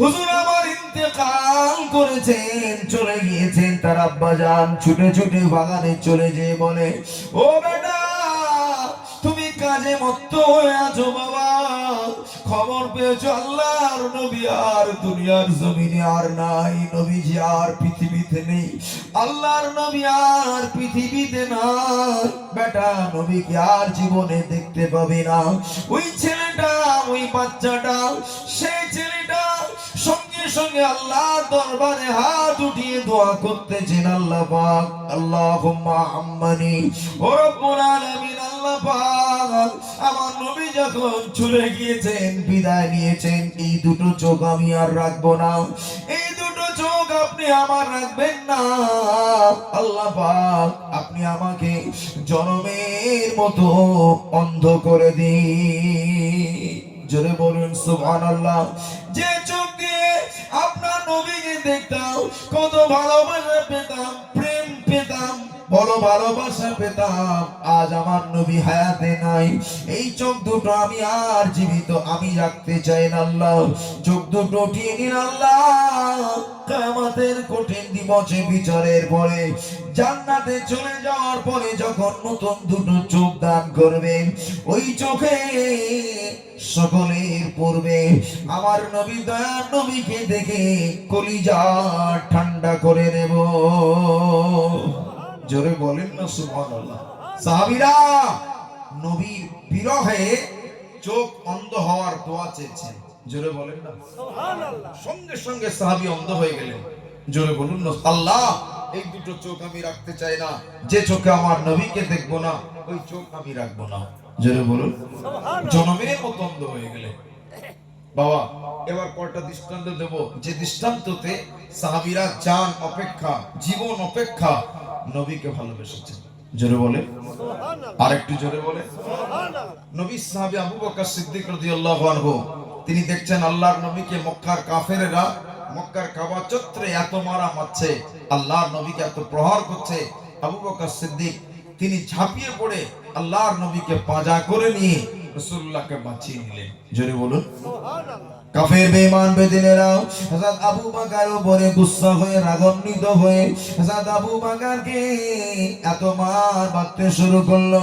হযরত আবু বকরের শরীরটা জখম হয়ে গেল, খুন আর খুন হয়ে গেল। আল্লাহ নবী সাহাবী আবু বকরকে মেরে মেরে বেহুশ করে আল্লাহ জমিনে ফেলে রেখে দিয়েছে। ও আমার ভাইরা, এই আবু বকর সিদ্দিককে পাজা করে নিয়ে আবু বকরের আম্মা জানের কাছে নিয়ে যাও গলো। ও আবু বকর আম্মা জান, আর আপনার আবু বকর ফিরবে না, আর আপনার আবু বকর ফিরবে না। আপনার আবু বকর মনে হয় মারা যাবে, ইন্তেকাল হয়ে যাবে। আবু বকরের আম্মা জান বারবার আবু বকর বলে ডাকে। আবু বকর কোন ডাকে সারা শব্দ নেই। এক গ্লাস গরম দুধ নিয়ে আবু বকর হুজুরের আম্মা জান বললেন, ও বেটা আবু বকর, এক গ্লাস গরম দুধ নিয়ে এসেছি বেটা, এটাকে পান করে নে, এই দুধটাকে পান করে নাও। সাদা আবু বকর সিদ্দিক কিছুক্ষণ পরে হুঁশ ফিরে পেলেন, কিন্তু তিনি বললেন, আম্মা জান আপনি আমাকে দুধ দেবেন না, আমি দুধ খেতে চাই না। ও আমার আম্মা, আগে বলুন আমার নবী কেমন আছে, আমার নবীর অবস্থা কেমন আছে? কাফেররা আমার নবীকে বাঁচাচ্ছিল, আমার নবীকে বাঁচাতে যে কাফেররা আমার উপর অত্যাচার করেছে। ও আমার আম্মা, আমি জানি না আমার নবীর অবস্থা কেমন আছে, জানি না। আগে আমার নবীর অবস্থা আমাকে শোনাতে হবে, নচেত আমি আবু বকর দুধ খাবো না। আবু বকর আম্মা রাগান্বিত হয়ে বলে, আবু বকর, এ বেটা আবু বকর, আগে তুই খেয়ে বেঁচে থাক, তারপরে তো নবীকে খোঁজ নিবি। আবু বকর রাগান্বিত হয়ে বললেন, না আম্মা, এই দুধ কখনো আমি উদরস্থ করতে পারি না। যতক্ষণ আমার নবীকে সচক্ষে না দেখবো, ততক্ষণ আমি পৃথিবীর কোন বস্তু উদরস্থ করব না। জোরে বলেন সুবহানাল্লাহ। নবী দরবারে চলে গেলেন। আল্লাহর নবী আবু বকরকে দেখে দাঁড়িয়ে বললেন, ও বাবা আবু বকর, এই অবস্থায় এসেছো কেন বলো না?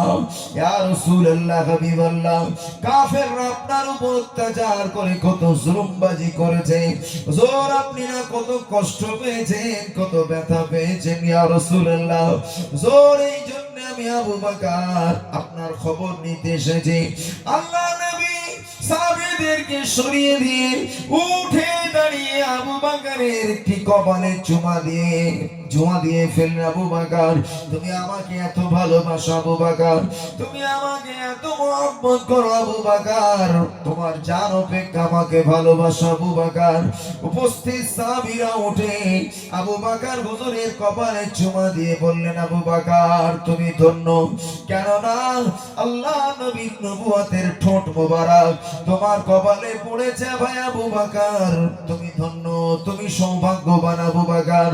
ও আমার ভাইরা, নওজোয়ান তরুণেরা, কটা কথা বলবো যেখানে নবীর সাহাবীরা জীবন অপেক্ষা, জান অপেক্ষা আল্লাহর নবীকে, দয়ার নবীকে বেশি ভালোবেসেছে। আর একটু জোরে বলেন সুবহানাল্লাহ। ও আমার ভাইরা, ও আল্লাহর বান্দারা, হৃদয়ের মধ্যে নবীর ভালোবাসা, নবীর প্রেম জায়গা দিন বাবাজি। এই নবীর ভালোবাসা যতদিন আপনার হৃদয়ে না জায়গা পাবে, আপনি নামাজি হতে পারবেন না, রোজাদার হতে পারবেন না, প্রকৃত ঈমানদার হতে পারবেন না। আগে নবীর ভালোবাসা প্রেম হৃদয়ে জায়গা করুন, তারপরে ঈমানদার হয়ে যাবেন। জোরে বলেন সুবহানাল্লাহ। আর একটু জোরে বলেন সুবহানাল্লাহ। নবীর একজন সাহাবী, নাম হলো তার সাদ ইবনে রবি। উহুদের ময়দানে যুদ্ধ করতে করতে কাফেরদের পক্ষ থেকে 70টা তীর সাহাবীর গায়ে লেগে গেল, গোটা শরীরটা তার জখম হয়ে গেল।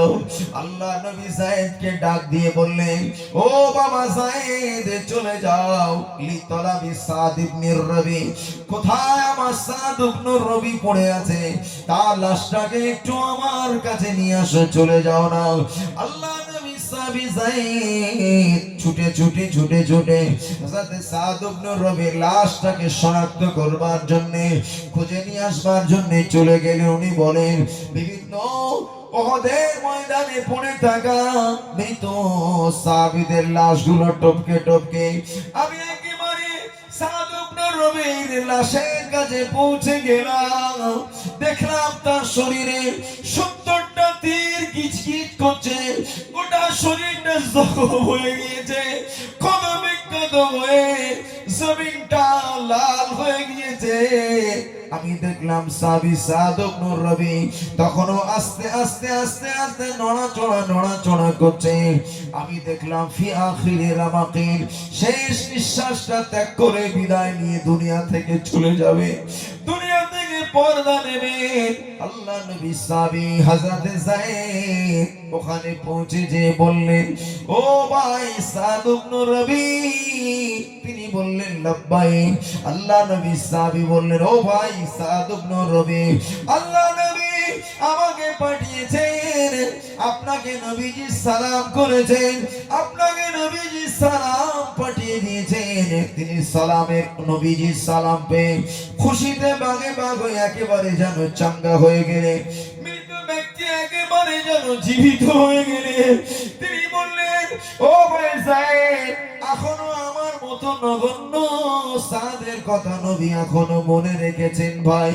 ও ভাই যায়েদ, আপনি আমার পক্ষ থেকে আমার নবীকেও সালাম পৌঁছে দেবেন। আরেকটু জোরে বলেন সুবহানাল্লাহ।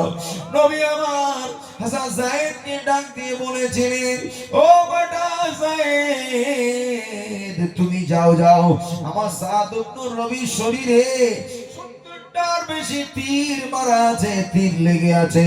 এই অবস্থা তার গোটা শরীরটা জখম হয়ে ঝাঁঝরা হয়ে গিয়েছে।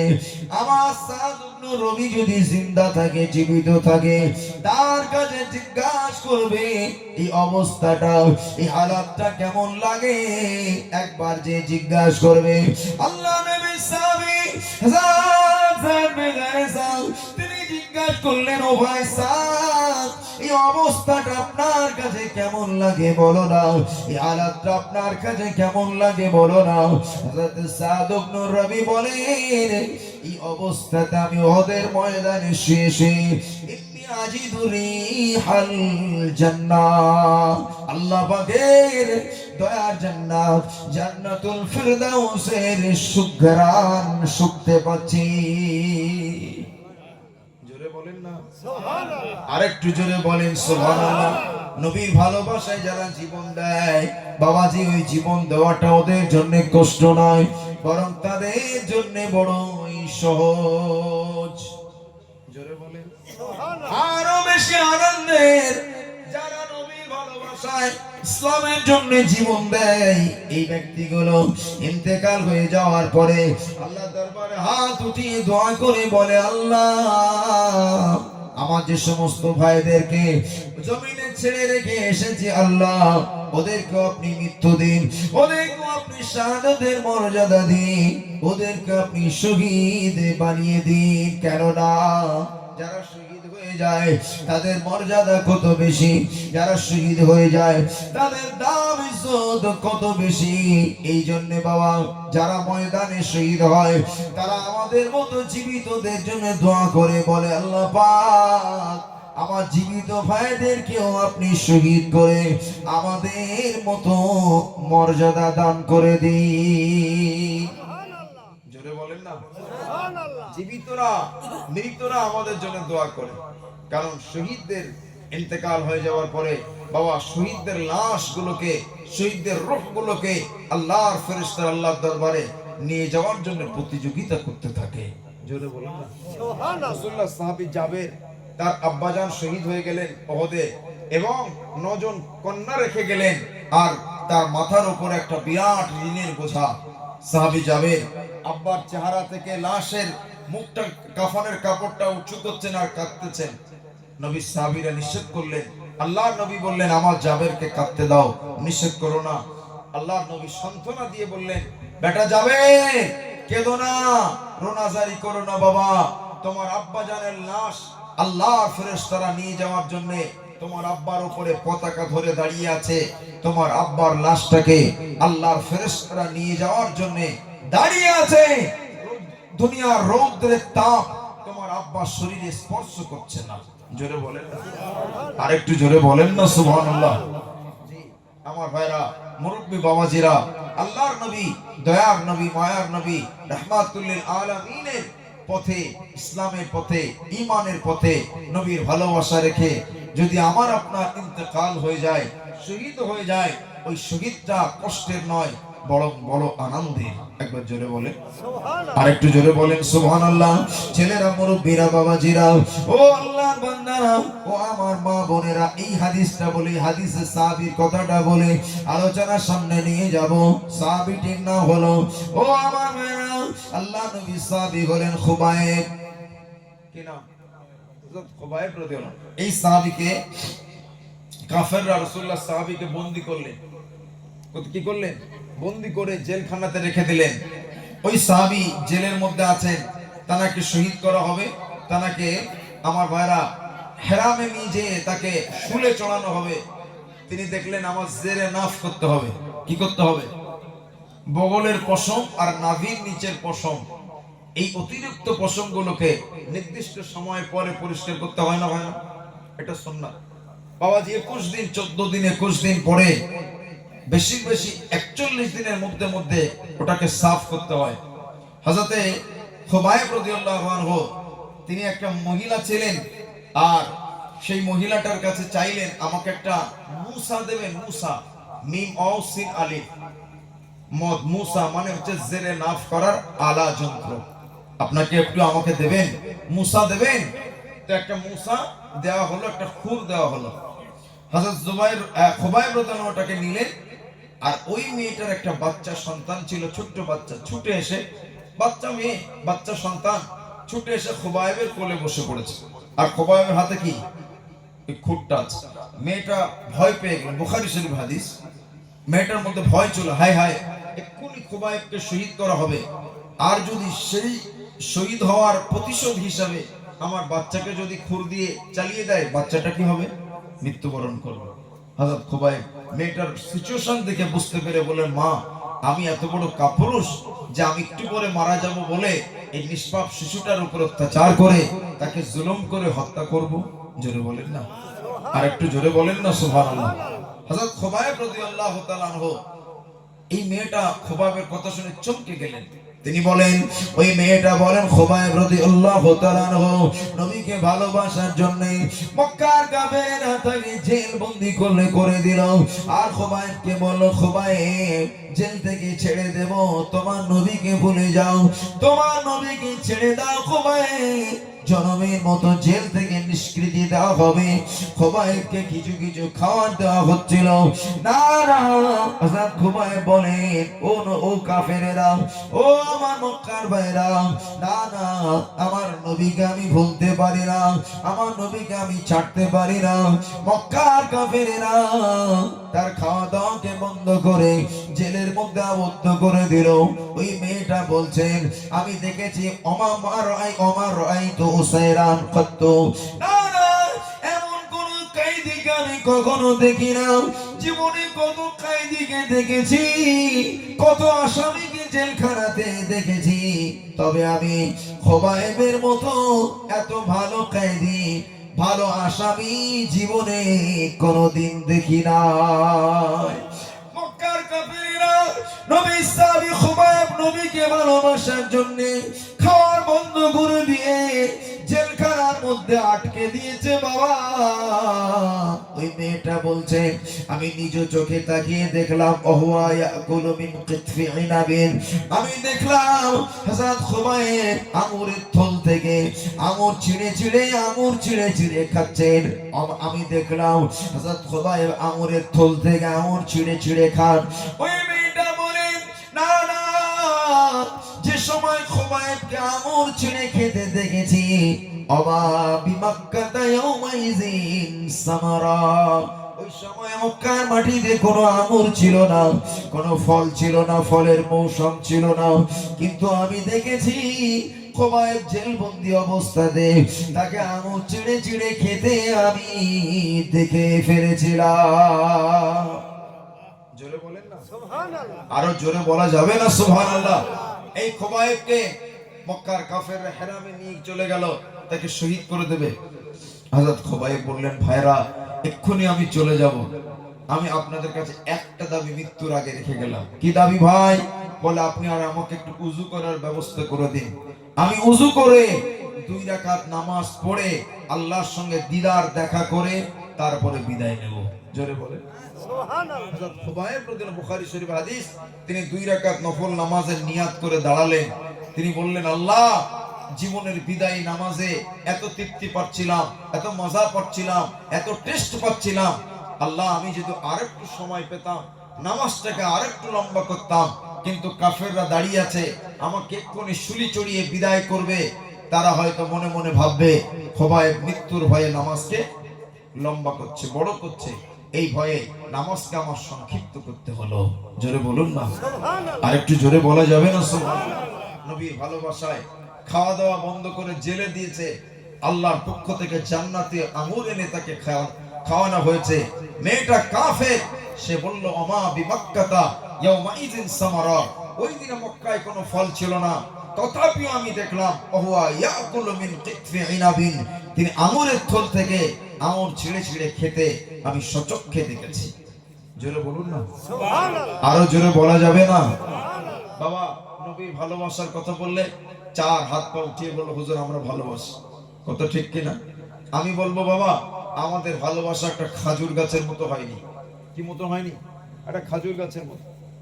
আমাদের ঘরে এখানে জলসা হচ্ছে, দেখেন না বাজার হচ্ছে, এখানে এত তুষখালি ধামাখালি এত বাজার আছে, কিন্তু জলসা 365 দিনের মধ্যে কটা জলসা হয় বলে?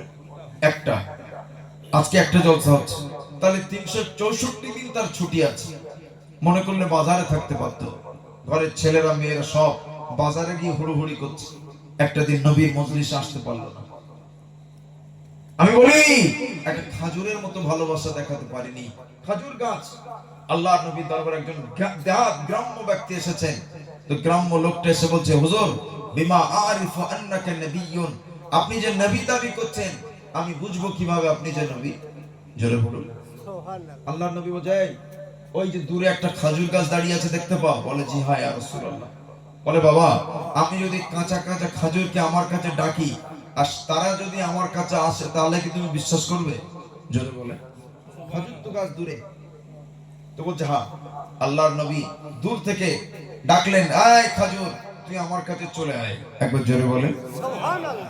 কাঁদি তার বাচ্চা খাজুরগুলোকে ছেড়ে দিল, খাজুর জমিনে পড়ে এক লাফ দিয়ে আল্লাহর নবীর কদম মুবারকে চলে আসলো। জোরে বলে সুবহানাল্লাহ। আল্লাহর নবী বলেন, ইরজিউ ইলান নাখলা, আয় খাজুরেরা এবার তোমরা তোমার কাদির কাছে ফিরে যাও। জোরে বলে সুবহানাল্লাহ। সব খাজুরগুলো আবার লাফ দিয়ে তার কাদির কাছে ফিরে গেল। আগন্তুক ওই গ্রাম্য ব্যক্তি বললেন, ইয়া রাসূলুল্লাহ আমাদের আর বুঝতে বাকি থাকলো না, আশহাদু আন্নাকা রাসূলুল্লাহ, আমি সাক্ষ্য দিলাম আপনি আল্লাহর হক পয়গম্বর। একবার জোরে বলুন সুবহানাল্লাহ। তাহলে খাজুর গাছকে আল্লাহর নবী ডাকলেন, খাজুর আসলো, খাজুরের কাঁদি মা বাচ্চাগুলোকে বলল, নবী ডেকেছে চলে যা। আজকে নবী আনা মজলিসে ওয়াজ হচ্ছে, আমাদের ঘরের মায়েরা 200-500 টাকা বাচ্চার হাতে ধরিয়ে দিয়ে বলছে, যা হালুয়া নিয়ে আয়, মোরব্বা নিয়ে আয়, পেঁয়াজি নিয়ে আয়, চপ নিয়ে আয়, পাপড় নিয়ে আয়। কথা ঠিক কিনা? আয় মা যদি নবীর প্রেমিক হতেন, মা যদি বাচ্চাকে নবীর ভালোবাসা শেখাতেন, আপনার অপমান বাচ্চা করতে পারতো না, আপনার লাঞ্ছনা বাচ্চা দিতে পারতো না, ওই বাচ্চাটা আপনাকে সম্মান করত, আপনাকে ভালোবাসতো, মায়ের শিহরে তার প্রেম নিবেদিত থাকতো। বলতে হতো না, আপনি আগে আপনার বাচ্চাকে যদি ভাত পেতে চান, সম্মান পেতে চান, নবীর প্রেম বাচ্চার মধ্যে ঢুকিয়ে দিয়ে বাচ্চাকে টুপিটা দিয়ে পাঞ্জাবিটা ধরিয়ে যদি বলতেন, বেটা নবীর আলোচনা হচ্ছে, আজকে আর বাজারে যাবি না, আজকে আর দোকানে যাবি না, আজকে নারী পুরুষ হুড়হুড়ি করে বাজারে ঘুরবি না, দেশ বিদেশ থেকে আলেমরা এসছে, সেখানে যে আলেম ওলামাদের কাছে ওয়াজ শুনবি। এটা যদি করতো, মা বাপেরা আজকে স্বার্থ হতো যে আমার বাচ্চাটাকে নবীর জন্য পাঠিয়ে দিয়েছে। জোরে বলেন কত ঠিক কিনা? আরে খাজুর গাছ নবী চিনলো, নবীর জন্য বাচ্চাগুলোকে ছেড়ে দিল, আর আমরা নবীর মজলিসে না পাঠিয়ে বাচ্চাগুলোকে বাজারের দিকে ঠেলে দিলাম। পার্থক্য দেখতে পাচ্ছেন আমার বাবাজি? আল্লাহওয়ালা মুরব্বী বাবাজিরা, আমাকে আপনাকে চিনতে হবে, আমাকে আপনাকে পরিবর্তন হতে হবে, নবীকে ভালোবাসতে হবে। বাবাজি, যতদিন নবীর ভালোবাসা না থাকবে ততদিন আল্লাহর ভালোবাসা পাওয়া যাবে না। 5 নম্বর ভালোবাসা হলো আমরা আল্লাহর বান্দা না বান্দা না? বলুন, আমার আলোচনা ফিনিশিং দেব। 5 নম্বর ভালোবাসা হলো আমরা আল্লাহর বান্দা, আমরাও আল্লাহকে ভালোবাসবো না বাসবো না। এই ভালোবাসার সম্পর্ক মুহাদ্দিসানে কেরামরা বলছেন, ইয়াল মুহাব্বাতুল লাতী তাতাআল্লাকু বিল জালাল। বান্দা আমার, বান্দারা আল্লাহকে ভালোবাসবে, এই ভালোবাসাটা হলো ঈমানের ভালোবাসা। জোরে বলেন সুবহানাল্লাহ। নবী এবং আল্লাহর ভালোবাসাটা ঈমানের সঙ্গে সম্পর্ক। কেন? এই ঈমানি ভালোবাসাটা সব অপেক্ষা, জীবন অপেক্ষা আল্লাহ এবং নবীকে ভালোবাসা, এটা বান্দা আর উম্মতের কাজ। একবার জোরে বলেন সুবহানাল্লাহ। আমি গোড়ায় বলেছিলাম, আল্লাহ বলেছিলেন কি সার্টিফিকেট দিয়েছিলেন? ঈমানদারেরা আমি আল্লাহ আমাকে সবচাইতে, বলেন সবচাইতে বেশি ভালোবাসে, বলেছিলাম না? এখন বাবা, আল্লাহ আমাদের সার্টিফিকেট দিলেন তোমরা আমাকে বেশি ভালোবাসো। আল্লাহর ভালোবাসা পাওয়ার দরকার আছে না নেই? আমরা শুধু আল্লাহকে ভালোবাসবো আর মালিকের ভালোবাসা পাবো না, বলুন এই ভালোবাসার কানেকশন ঠিক হবে? তাড়াতাড়ি বলেন। আপনি আপনার স্ত্রীকে বিরাট ভালোবাসেন, 4 জোড়া 10 জোড়া করে শুধু শাড়ি, চুড়ি, জুতো সব এনে দেন, আপনার বিবি আপনাকে 1 পয়সা মূল্য দিয়ে ভালোবাসে না, সংসার হবে? আমি আল্লাহকে বিশাল ভালোবাসবো, আল্লাহ যদি আমাকে আপনাকে বান্দাকে না ভালোবাসে, লাভ হবে? কানেকশন হবে? কথা বলে না? এসআর হচ্ছে না, হয় না?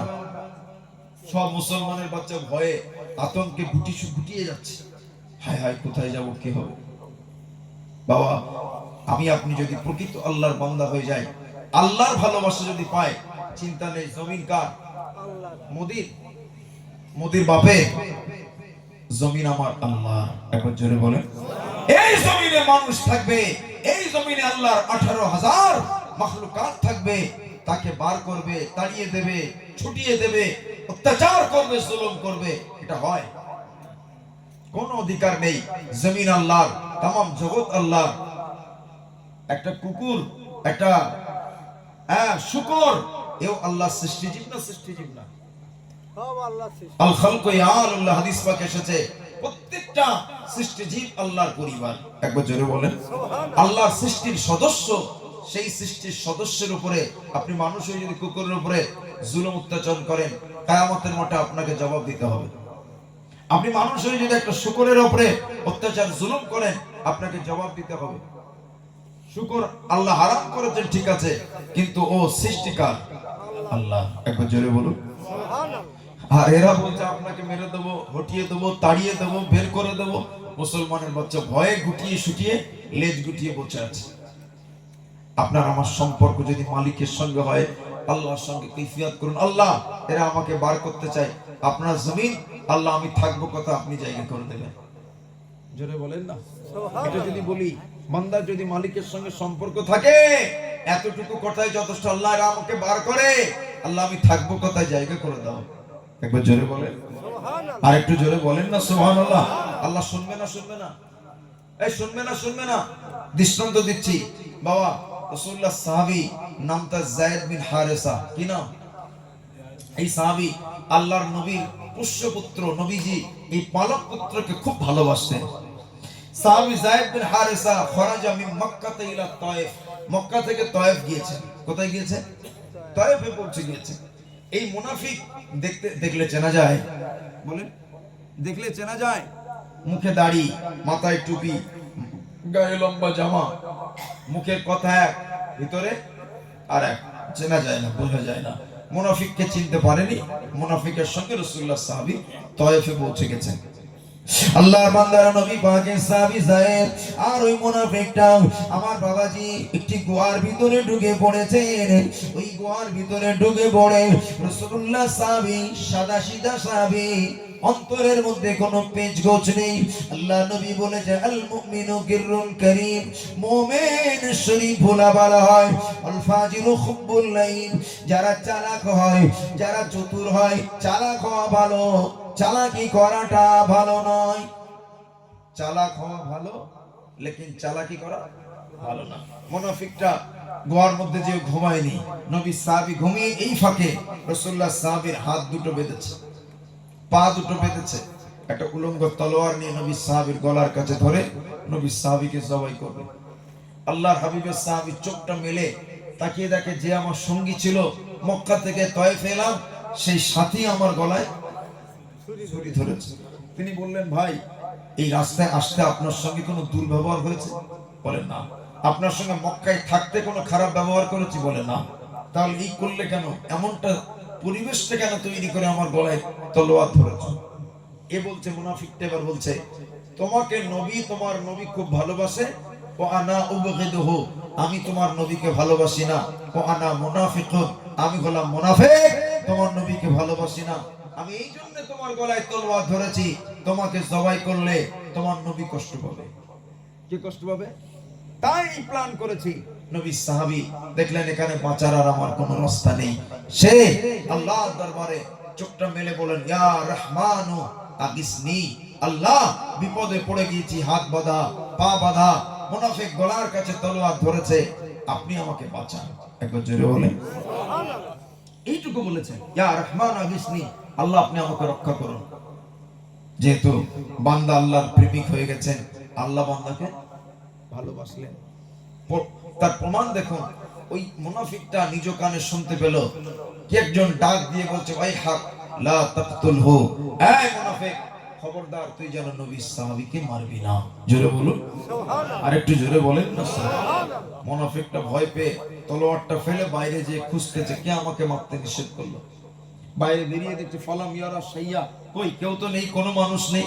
একবার জোরে বলেন সুবহানাল্লাহ। কাউকে না দেখতে পেয়ে মুনাফিক আবার ভিতরে ঢুকে তলোয়ারটা নিয়ে নবী সাহাবীর গলায় ধরেছে। দ্বিতীয়বার সেই একই কথা, ইয়া রহমান আগিসনি, আল্লাহ আপনি আমাকে বাঁচান।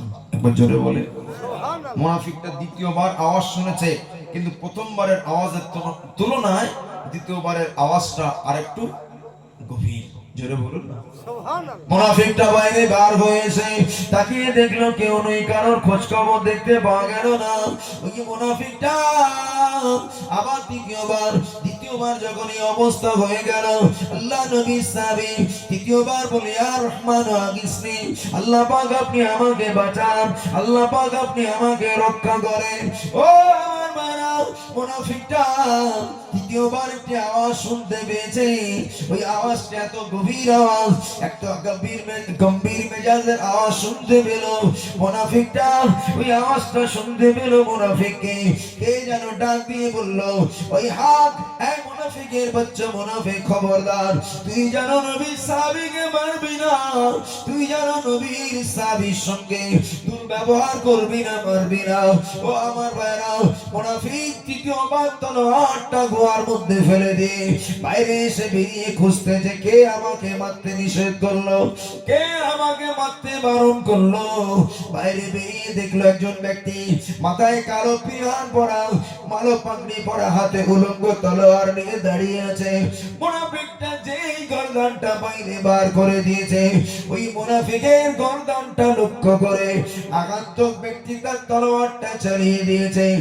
একদিকে ধর আর একদিকে মুন্ডু পড়ে ছটপট ছটপট ছটপট করতে করতে দুনিয়ার জমিন থেকে বিদায় নিয়েছে। জোরে বলেন না সুবহানাল্লাহ। দুনিয়া থেকে বিদায় নিয়ে চলে গেল।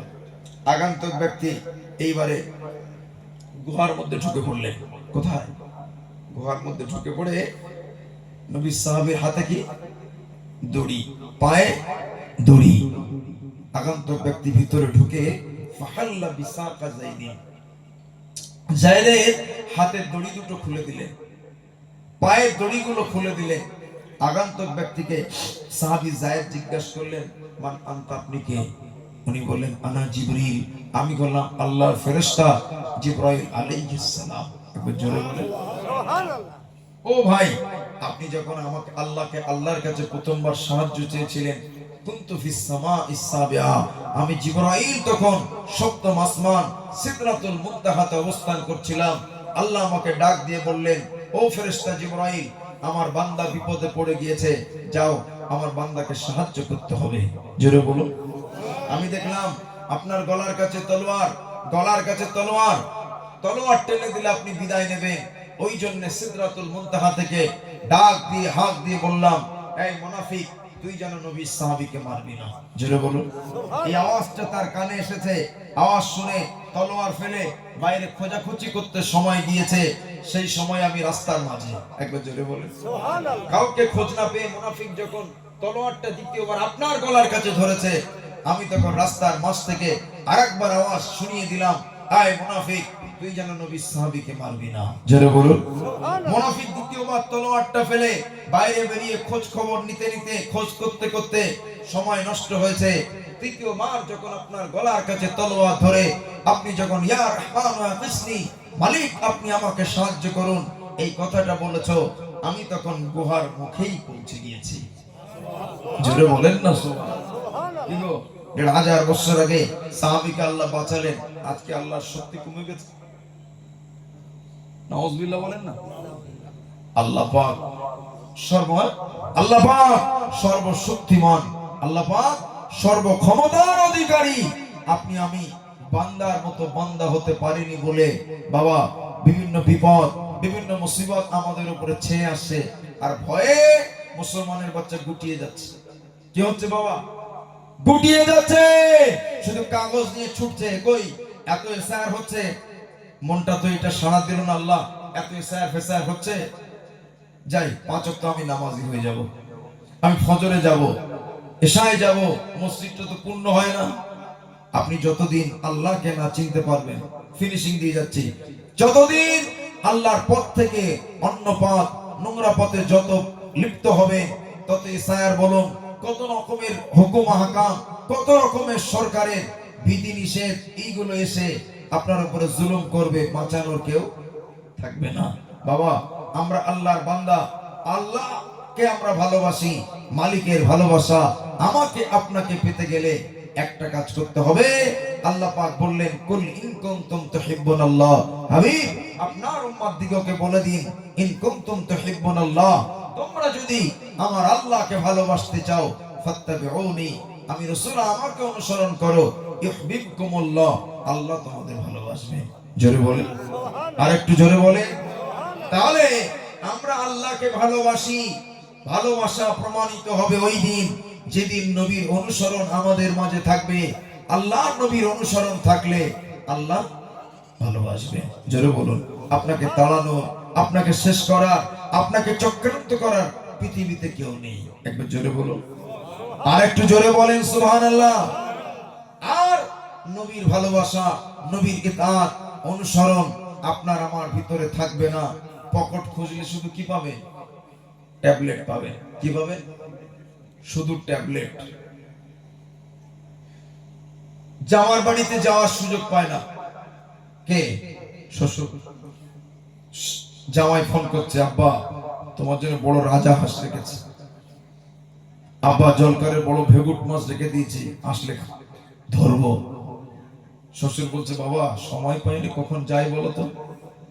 কোন রকমের কাজ থেকে ফাঁকা হয়ে অবসর প্রাপ্ত সময়ে একদিন এসে চলে এসছে।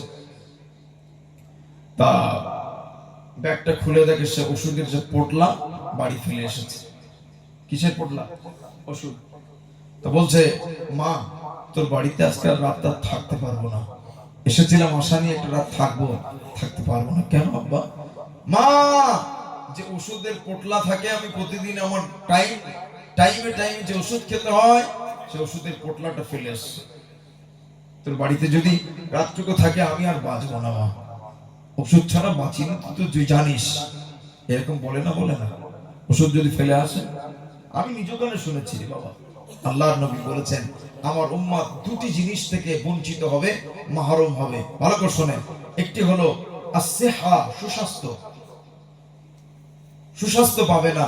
আর একটা হলো আল ফারাগা, মানে কাজের অবসরতা। রাস্তায় ব্যস্ত, হসপিটালে, সব জায়গায় আমরা ব্যস্ত, কথা ঠিক কিনা? খুব তাড়াতাড়ি কারেন্টের মতো কাজ হলে ভালো হয়। আল্লাহু আকবার কাবীরা। আল্লাহ নবী বললেন আমার উম্মত এই দুটি জিনিস থেকে বঞ্চিত হবে। এই সুস্বাস্থ্য না পাওয়ার কারণ কি? আপনার কাছে একটা দৃষ্টান্ত দিচ্ছি। নবী পাকের সাহাবী হযরত ওমর রাদিয়াল্লাহু আনহু, মদিনার খলিফা, অর্ধ দেশের বাদশা, অর্ধ দেশের খলিফা, হযরত খলিফাতুল মুসলিমিন ওমরের যুগে বিদেশ থেকে ডক্টর একটা ক্যাম্প এসেছে।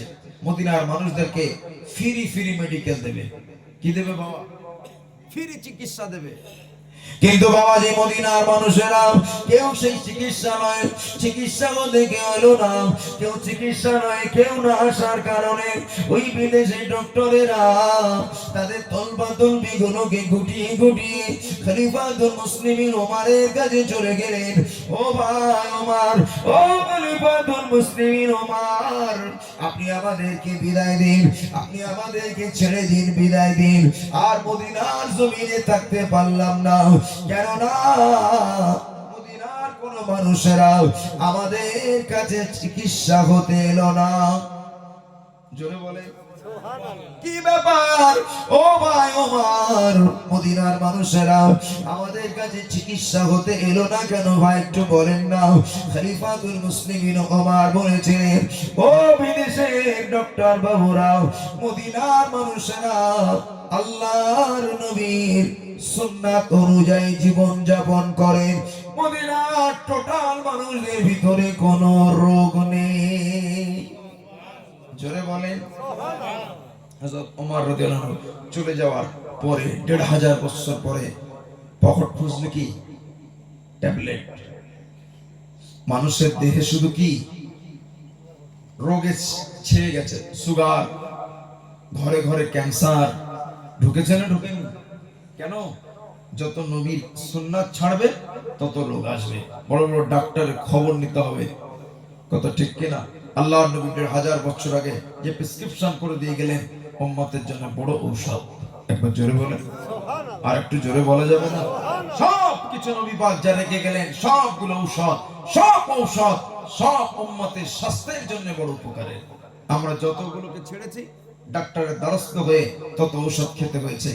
ওটা শুধু আপনার শুধুমাত্র বেঁচে থাকার ফর্মুলা, একেবারে পরিপূর্ণ সুস্থ হওয়ার ফর্মুলা। ওষুধ যতদিন খাচ্ছে ততদিন ঠিক আছে, ওষুধ বন্ধ তো আবার সেই বিমারি। আমার বাবাজি, আল্লাহওয়ালা মুরব্বী বাবাজিরা, আমার মা বোনেরা, নওজোয়ান তরুণেরা, ছেলেরা, মা বোনেরা, আল্লাহওয়ালারা, নবীকে ধরুন, নবীকে আঁকড়ান। আল্লাহর হাবিবকে যে যত আঁকড়েছেন দুনিয়ার রোগ থেকে তত মুক্ত লাভ করে সুস্থ জীবন সে পেয়েছে। একবার জোরে বলেন। একটা মানুষ আমি কিছু এই ১-২ মাস আগে জলসায় গেলাম, ওই মানুষটাকে আমি খুব চিনতাম। বুড়ো মানুষ, বেটে খুঁটে দর্জির কাজ করে। তো আমার আব্বা ছোটবেলায় আমাকে শুনিয়েছে এই লোকটি খুব ইমানদার, খুব ভালো লোক। আমার আব্বা শুনিয়েছে। তো এবারে জলসায় গেলাম, সেই লোকটা আজও হায়াতে বেঁচে আছে, আমাদের এলাকায় বাড়ি। তো লোকটা বলছে ওই বৃদ্ধ বাবাজি, তিনি আমার ধরে, আমার চেনে ছোট থেকে, আমার জড়িয়ে ধরেছে একেবারে, ধরে টরে অনেক কথা। আমি দেখছি বৃদ্ধ হয়ে গেছেন, অনেক বয়স হয়েছে, কিন্তু দেখলাম একদম স্ট্রং, চেহারাটা থুকথুক করছে, একদম নুরানি চেহারা। তা বলছে আল্লাহর রহমতে একটা ট্যাবলেটও খেতে হয় না। কি খেতে হয় না? মানুষটা বলছে আমাকে একটা ট্যাবলেটও খেতে হয় না। বলছে এইটা সাফ রাখলে এখানে ট্যাবলেট লাগবে না। জোরে বলুন। মানুষটা কি ভুল বলেছে? আমার পড়া আছে হাদিস কোরআনের সমন্বয়ে আমি যে দেখলাম মানুষটা যেটা বললেন বারহাক সত্য কথা বলেছেন। একবার জোরে বলেন আল্লাহু আকবার কবীরা। আপনি আমি যতটা এটাকে সাফ রাখবো, আমার আপনার বাড়িতে দেখেন, খোঁজ নিয়ে দেখেন, বাড়িতে ঘরে ঘরে সব সুদ ছেয়ে গেছে। কি ছেয়ে গেছে? সুদের অর্থ এমন একটা অর্থ, এটা আপনি যত খাবেন অস্থিরতা বাড়বে, বিমারি বাড়বে, অসুখ তত নেমে আসবে। আপনি যত সুদ থেকে মুক্ত লাভ করে হালাল খাবেন, অস্থিরতা কমবে, আপনার মধ্যে একটা শান্তি কাজ করবে। একবার জোরে বলেন। আল্লাহ বলেছেন না বান্দা বান্দি কাঁদো, বলেছেন না? বলেন। এই কান্নার চোখের পানিটা কি? এটা গরম না ঠান্ডা? গরম পানি। এই গরম পানিটা আপনি যখন চোখ দিয়ে বার করলেন, বাবা ভিতরের গরমি ভাব চলে আসলো। গরমটা বার হয়ে যাওয়া মানে আপনি স্থিরতা হয়ে গেলেন, শান্ত হয়ে গেলেন, আপনার অন্তরটা একেবারে ফ্রি হয়ে গেল। একবার জোরে বলেন, আর একটু জোরে বলেন না সুবহানাল্লাহ। আমার বাবাজিরা, মুরব্বি আল্লাহওয়ালারা, আমার আপনার একটা হার্ট আছে না নেই, যেটাকে বলে কলব। আমাদের আলেমরা আমরা বলি না কলব, এটাকে সাফ করো, কলব ভালো তো সব ভালো।